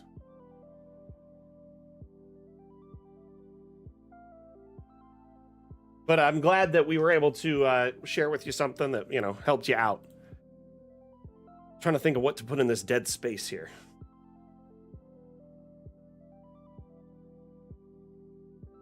Ah. Hang up some torn tent wall here. Little privacy partition so people can, like...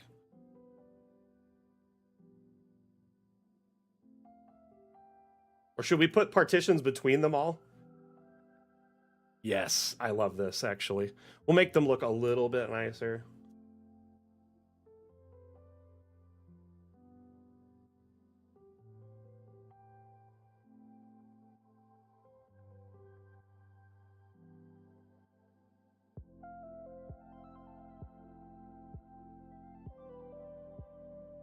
Like, it's not the nicest room, but hey, at least you get a bit of privacy, right?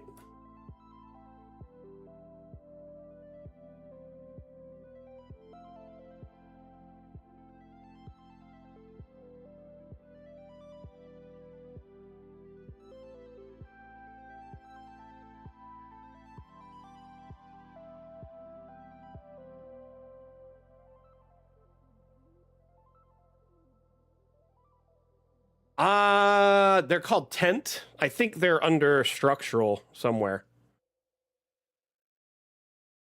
Yeah, they're under freestanding walls.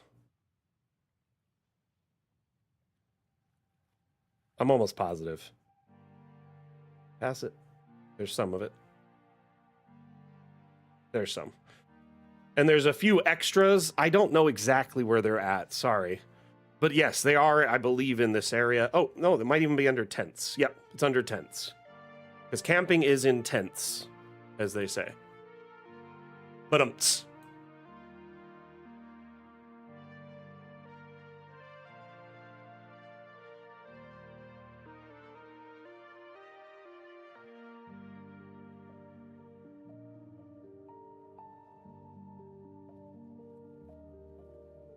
change it to this. And I'll just put a pole on the end.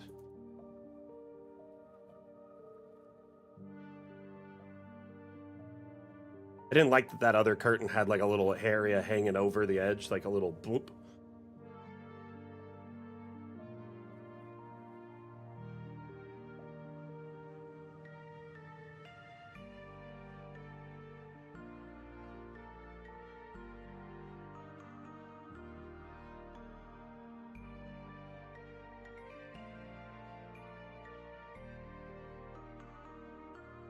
Honestly, I didn't know there was a dress code for jury duty, but it makes sense that, like, there has to be some kind of decorum, right? I feel like they do want you to dress in your best clothing when you attend jury duty. Or, like, if you are the actual, you know, person on the stand, or, you know.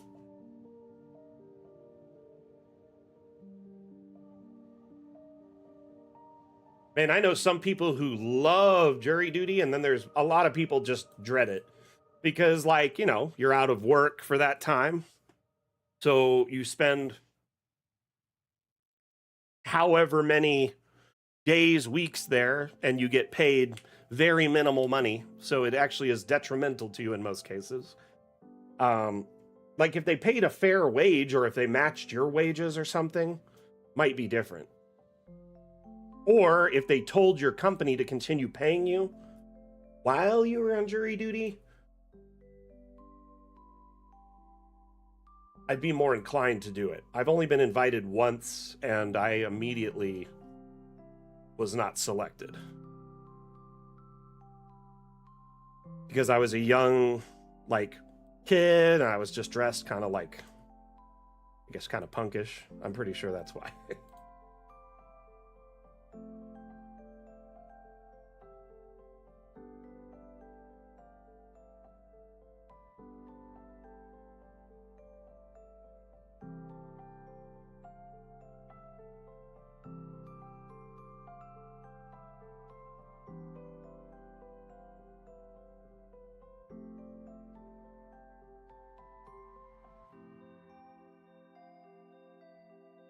I think I'm going to put a small desk over here.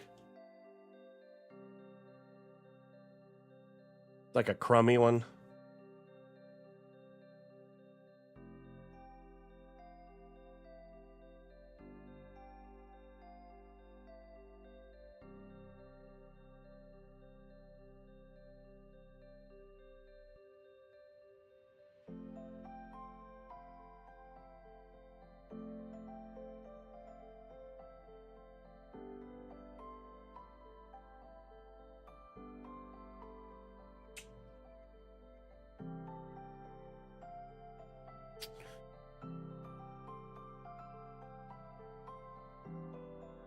I'm not sure what to put in here.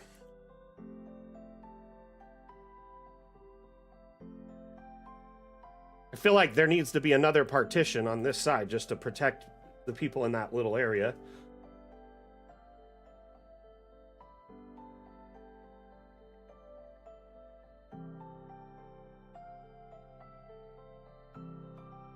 This is like a shelf you can put your stuff on. I just don't want to waste this space. I'm trying to think of what to put with it. Coat rack, maybe?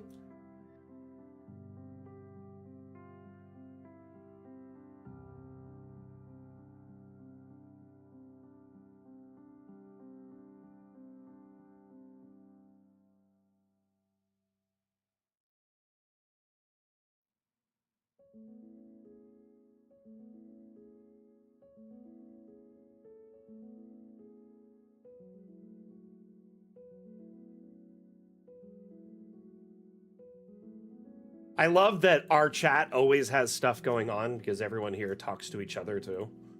In some streams, it's basically everyone just talks to the streamer, right? Here, that's not the case.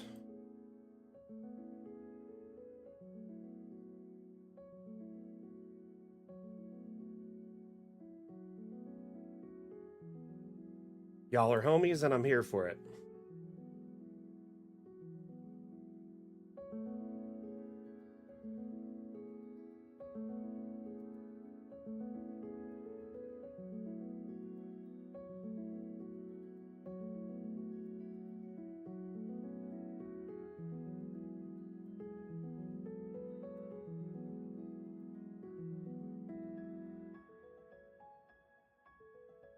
Oh.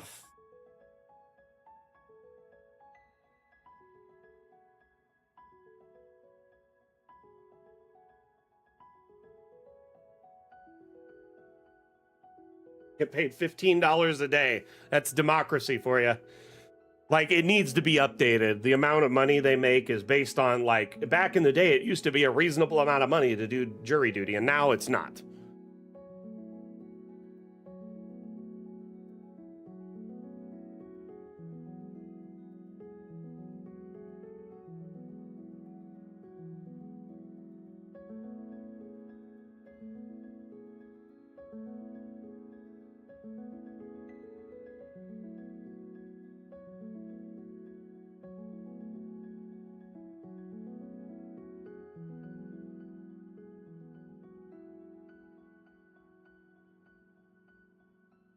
I could put another room here, but I think we got some shelving where people can store their stuff.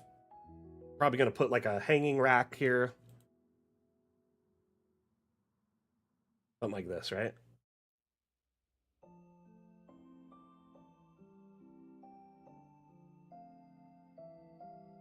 Whoa, that does not rotate right.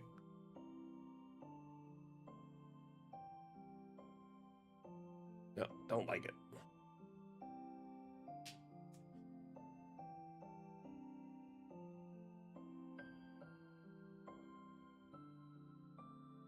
I think it's pretty neat. Don't get me wrong. I just don't think it should be a detriment to your daily life or like your income when you do it.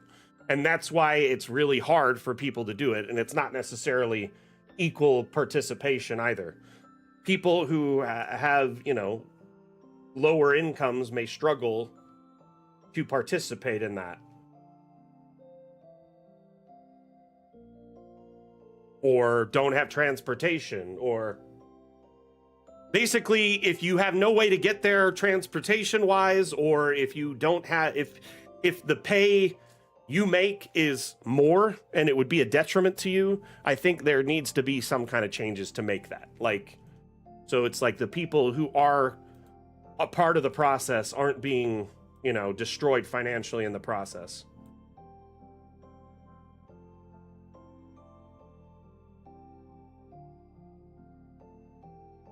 I like this. This looks really good. Should I do like little crummy windows? Let's see what windows we can fit. I definitely love the wonky windows. So we'll just search wonky. And there are some like bay windows. They get their own private bay window. Those are too big. Too big.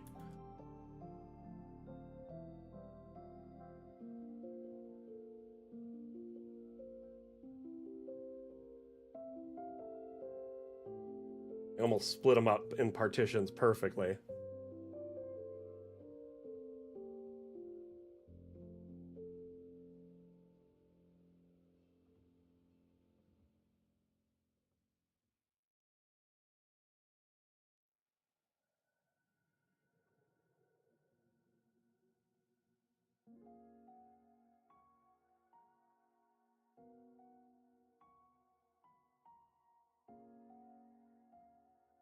Not just that, there's there across the board. I think our judicial system needs an overhaul to just modernize it, right? Speed it up, and not just that, like make it more like yeah, you can get a court-appointed attorney, right? That's great, but usually the court-appointed attorneys are the ones who like don't have a choice. It should be like a rotational service in the community that like if you hold a law degree in that neighbor in that city or in that state, something like that. But yeah.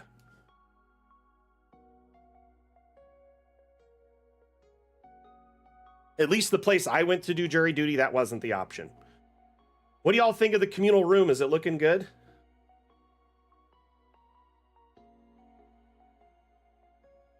Too many windows? Is that weird?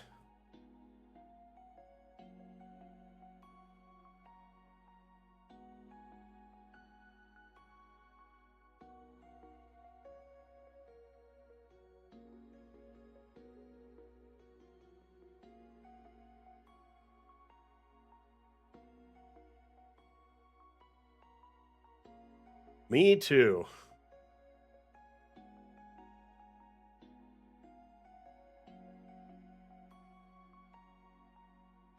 One little communal desk.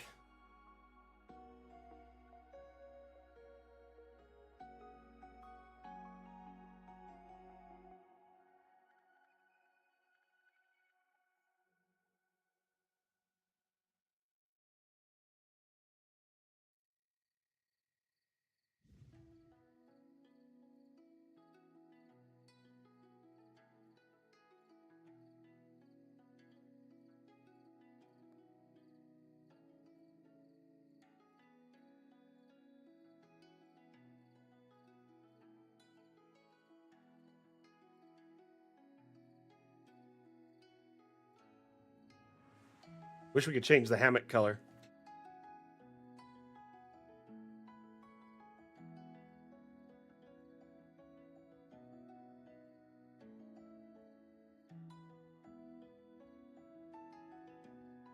Love it. I honestly think this level is coming together really nice. Help me think of any last minute finishing touches, and then we'll start working on lighting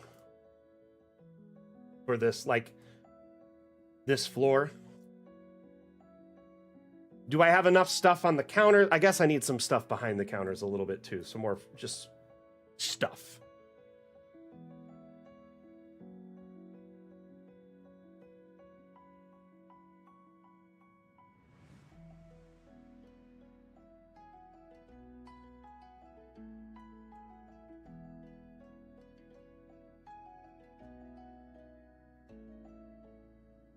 I had a rag here, but I'll put this one as the bar towel.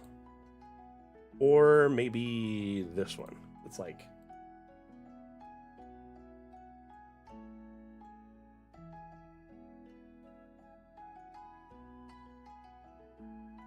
And then some towels underneath.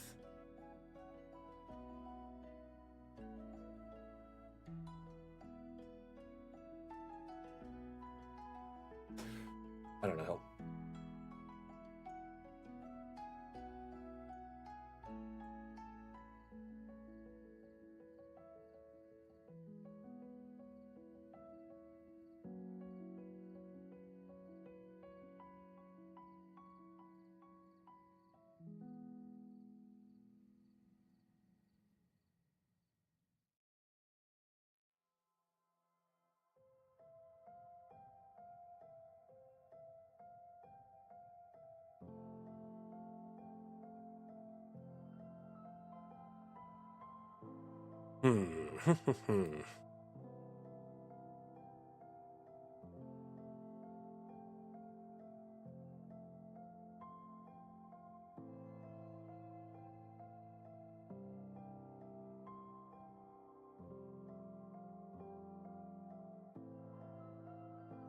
Yeah, I think this is coming along. It's looking really good. Really, really good.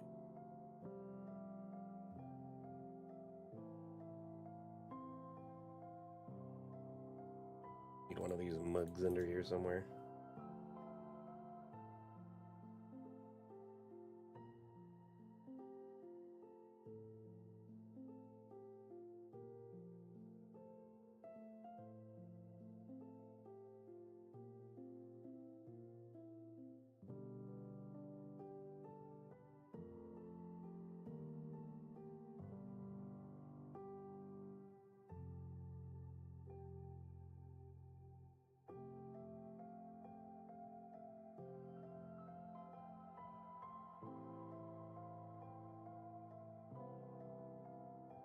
Oh.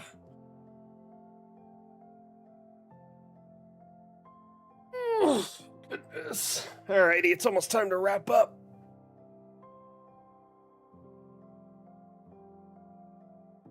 For me, Atlam, I only am able to watch 2 minutes and 20 seconds. It restarts over and over and over again, the Steam stream. It'll go to 2 minutes, 20 seconds. It'll go from 1 minute and 50 seconds to 2 minute, 20 seconds, and then restart.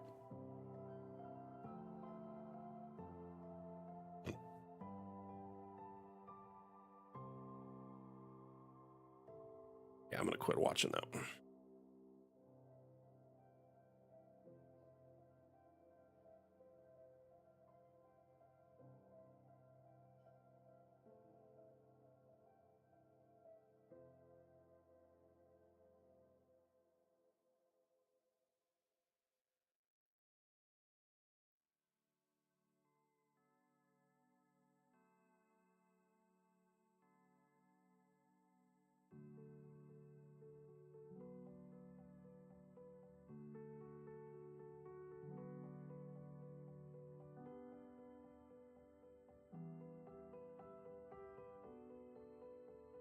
Too small. Hey, Zach, how you been? Welcome back.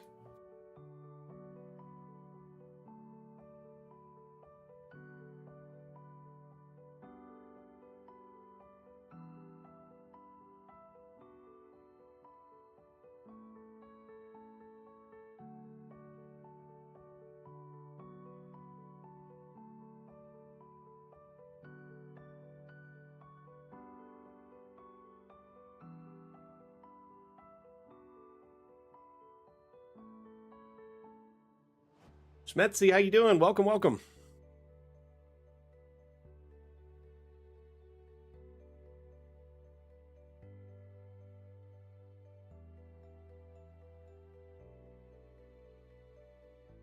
Dartboard?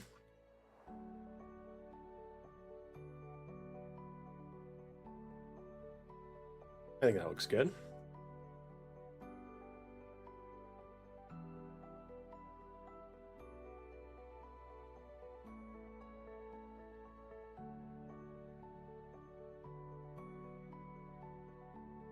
You always arrive right at the end, huh, Zach? I'm sorry, bud. We still have about 10-15 minutes, though.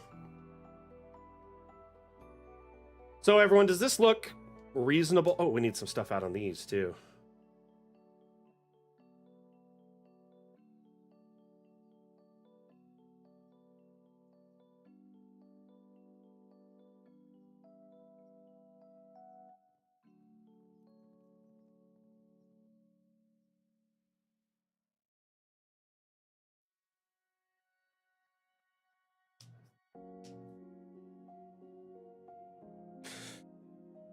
Guard troll, that's a good question. And honestly, it makes sense. Traditionally, maps, you only see them from a top-down perspective, right? So you miss out on a lot of this extra stuff that may be tucked into the side. One neat thing about Dungeon Alchemist, though, is it's not just top-down. Not only is it a flattened top-down, you can do a 3D perspective in your exports, so it actually allows you to see into those shelves a little bit and adds a little bit more detail to it. So when you're exporting a map, you have flattened perspectives and 3D perspectives, which can help with that, right? That's one thing. Secondly, you can get into the various camera modes. So we have a cinematic camera or a token camera. Let's say you drop a token in your map, right? Oops. We're going to put this kobold back here. Let's say you drop a token into the map. You can click on the token and it has an eyeball icon, or the icon as we call it, and you can click on the icon and then explore the map in a first-person perspective. This allows you to take screenshots or video in this perspective to share to your players as handouts or as scenes. So maybe the first time they went into the tavern, you could have a scene of them looking around, getting a lay of the land. Maybe the person they're supposed to meet sitting at a table, whatever. But you can record this, you can take pictures and share it to your players, or you can stream it for them if you use like Discord or Teams, etc. So at the end of the day, I mean, there's a lot of ways you can use these perspectives to give your players other ideas about your maps, more immersion, more details, so to speak. So at the end of the day, it's not just the top-down perspective that you have at your fingertips, at your disposal. You do actually have much more than that, because you can go into your map in first person, like I said, or the cinematic drone camera and fly around and explore. That way you have different angles of the map to share to your players. And it's always nice to have a screenshot of the multi-level map you did from the front or at different angles for handouts as well. I've been in a couple campaigns where the DM streams the view, or they have you trade inspiration to get a minute in first person. So they'll like walk around and you can look at things. Oh, can you take a look at that desk? Take a closer look at it for me. I've been in a campaign or two where the DM would fly over the map in the cinematic camera and record it. And then if a player was like, hey, my familiar flies over to get an idea of what's up ahead, they would just give them that video. So essentially, it can be used in a lot of different ways that you may not have thought of. But at the end of the day, it's really just a matter of kind of creative, useful ways to give your players more immersion into the maps than just a top-down.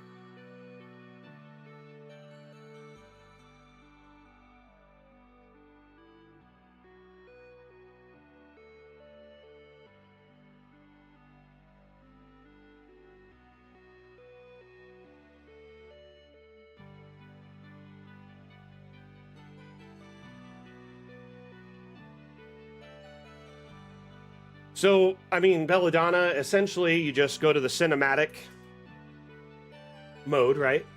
And then they would just fly over this area like this. And then record that while they fly over, and then just send that to the player. Yes, indeed. By the way, reminder, this Saturday, we're having one of our dev team, one of our artists, Aiko, will be joining us on the stream to answer questions, provide you a little bit of insight behind the curtain of our development. So make sure, if you can, you tune in this Saturday, 12 p.m. Pacific, 3 p.m. Eastern, 7 p.m. UTC. Right at the beginning of the stream, within about 5-10 minutes after the stream starts, there will be the interview.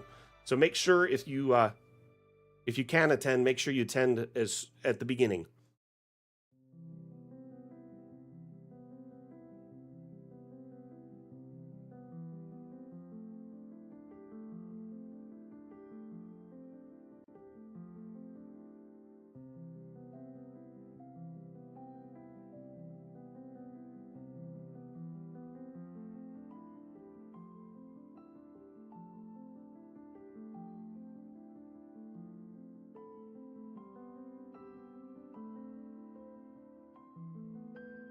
Alrighty.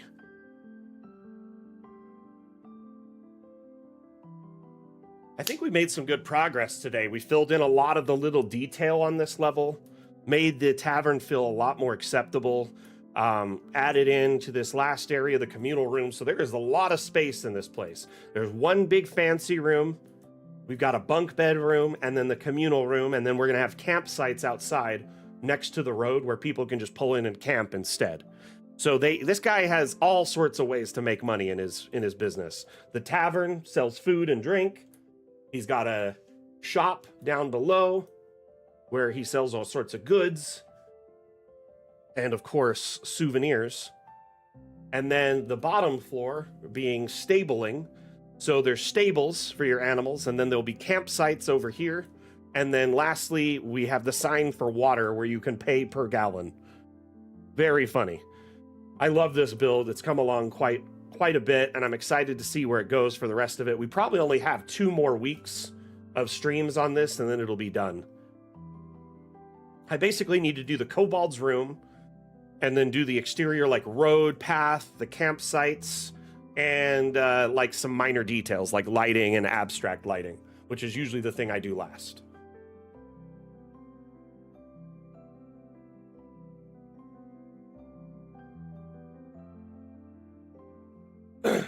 So guard troll, now that I've told you a little bit about those other methods that people have used the cameras for, or to get at those kind of hard to see top-down details, is there anything that I suggested there that you might find handy or useful for your own campaign?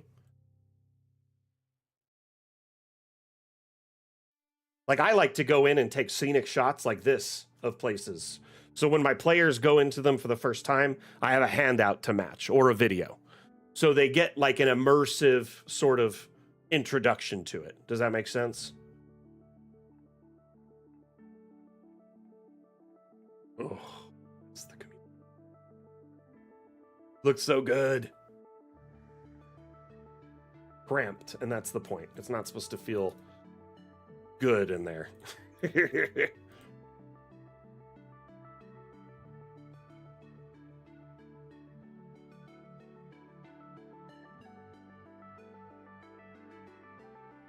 I really feel like the tavern's come along, though. It looks really good.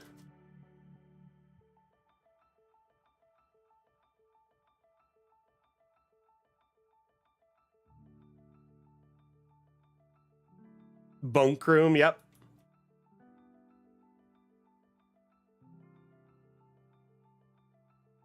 BYOB, bring your own blanket. All right, everyone, we're going to wrap up the stream. Hope you I hope you enjoyed the stream today. I had a lot of fun hanging out with you. I really enjoyed the progress we made on the build today. The tavern's pretty much done, and the inn area pretty much done. We need to move on to the kobold's bedroom and the campsites and stuff next week. And then, yeah, we should be finishing this within the next probably 2 streams, 2 Mapmaker Mondays. So if you're interested in following along till we finish, make sure you tune in the next couple Mondays.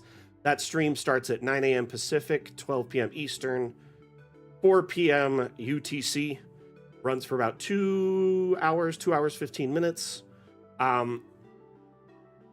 Anyway, I appreciate each and every one of you that tuned in today, whether you were, actively chatting or chilling out in the background lurking, whether it's your first stream or your 500th stream. Thank you for being here. And also a big thank you to our mod team that was here today. Atlan, All-Star, really appreciate you so very, very much. Hope everyone has an amazing week. We'll see you on Saturday with that amazing, with that exclusive interview with Aiko, one of our team's very talented one of our very talented artists. Blah, blah, blah. Cannot talk. So one of our team's very talented artists, 3D artists. So Aiko will be in with us hanging out, showcasing some of the assets she might be working on, discussing stuff she's done in the past, her inspiration, how she got into this field, etc. If you have any questions for her, make sure you write them down so you don't forget them. And if you can't attend the stream and you have questions for her, you can drop into our Discord. There's a Damn Show Questions channel. You can tune into that channel and ask your questions in the thread that we have posted. It's essentially, if you're not going to be able to attend, you ask your questions there. We'll ask them on the stream if there's time, and then we put the VOD there so you can look at it later.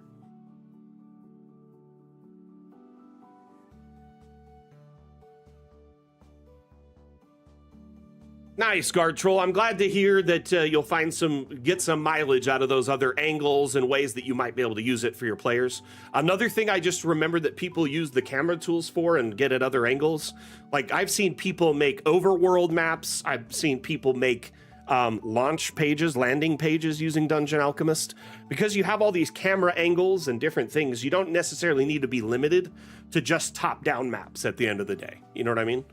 So that's like an outlier use case for those cameras as well, but just letting you know. Anyway, yeah, y'all, you have a chance for spoilers if you tune into the stream Saturday, so make sure you do.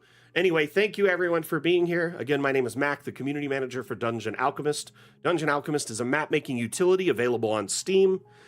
You can go there and check out our Steam page. We offer a free demo, so you can try Dungeon Alchemist out before you buy. Give it a little test drive on your computer. Make sure it's worth your time and money. Otherwise, though, I'm going to run a quick Dungeon Alchemist-themed ad, and then we're going to wrap up the stream. Thank you, everyone, for tuning in. We'll see you on Saturday. Back out. Bye. Bye. You stand before the long, dark road to the fabled realm of Goyak-Ta, and before— What do we see? I don't know, a goblin. I kill him. But before she does, I, Gilliam of Firth, demand to know the goblin's name. Hi, my name is Woblin. Where do you live there, Woblin? I don't think that's relevant. Well, but I, Gilliam of Firth, demand to seek the goblin's abode. Clever, find family, kill entire bloodline. I like it. Seriously, we're doing this? Okay, well, won't be needing that anymore, will I? Ever get caught by your players with your pants down? Dungeon Alchemist lets you create wonderful maps for any encounter in seconds. Oh, Woblin, that's a very impressive cheese collection you've got there. Yeah, it is quite impressive, yes. But you know what's more impressive? This map I have to the Fabled realm of Goyak-Ta. Please take it and leave. Close the door behind you. Mr. Woblin, I cannot help but notice that you have a secret tunnel underneath your cabinet. Care to explain? Download Dungeon Alchemist, the AI-powered mapmaker, on Steam today. All right, everyone. Thank you so much for watching. We'll see you later this week. Mac out. Bye.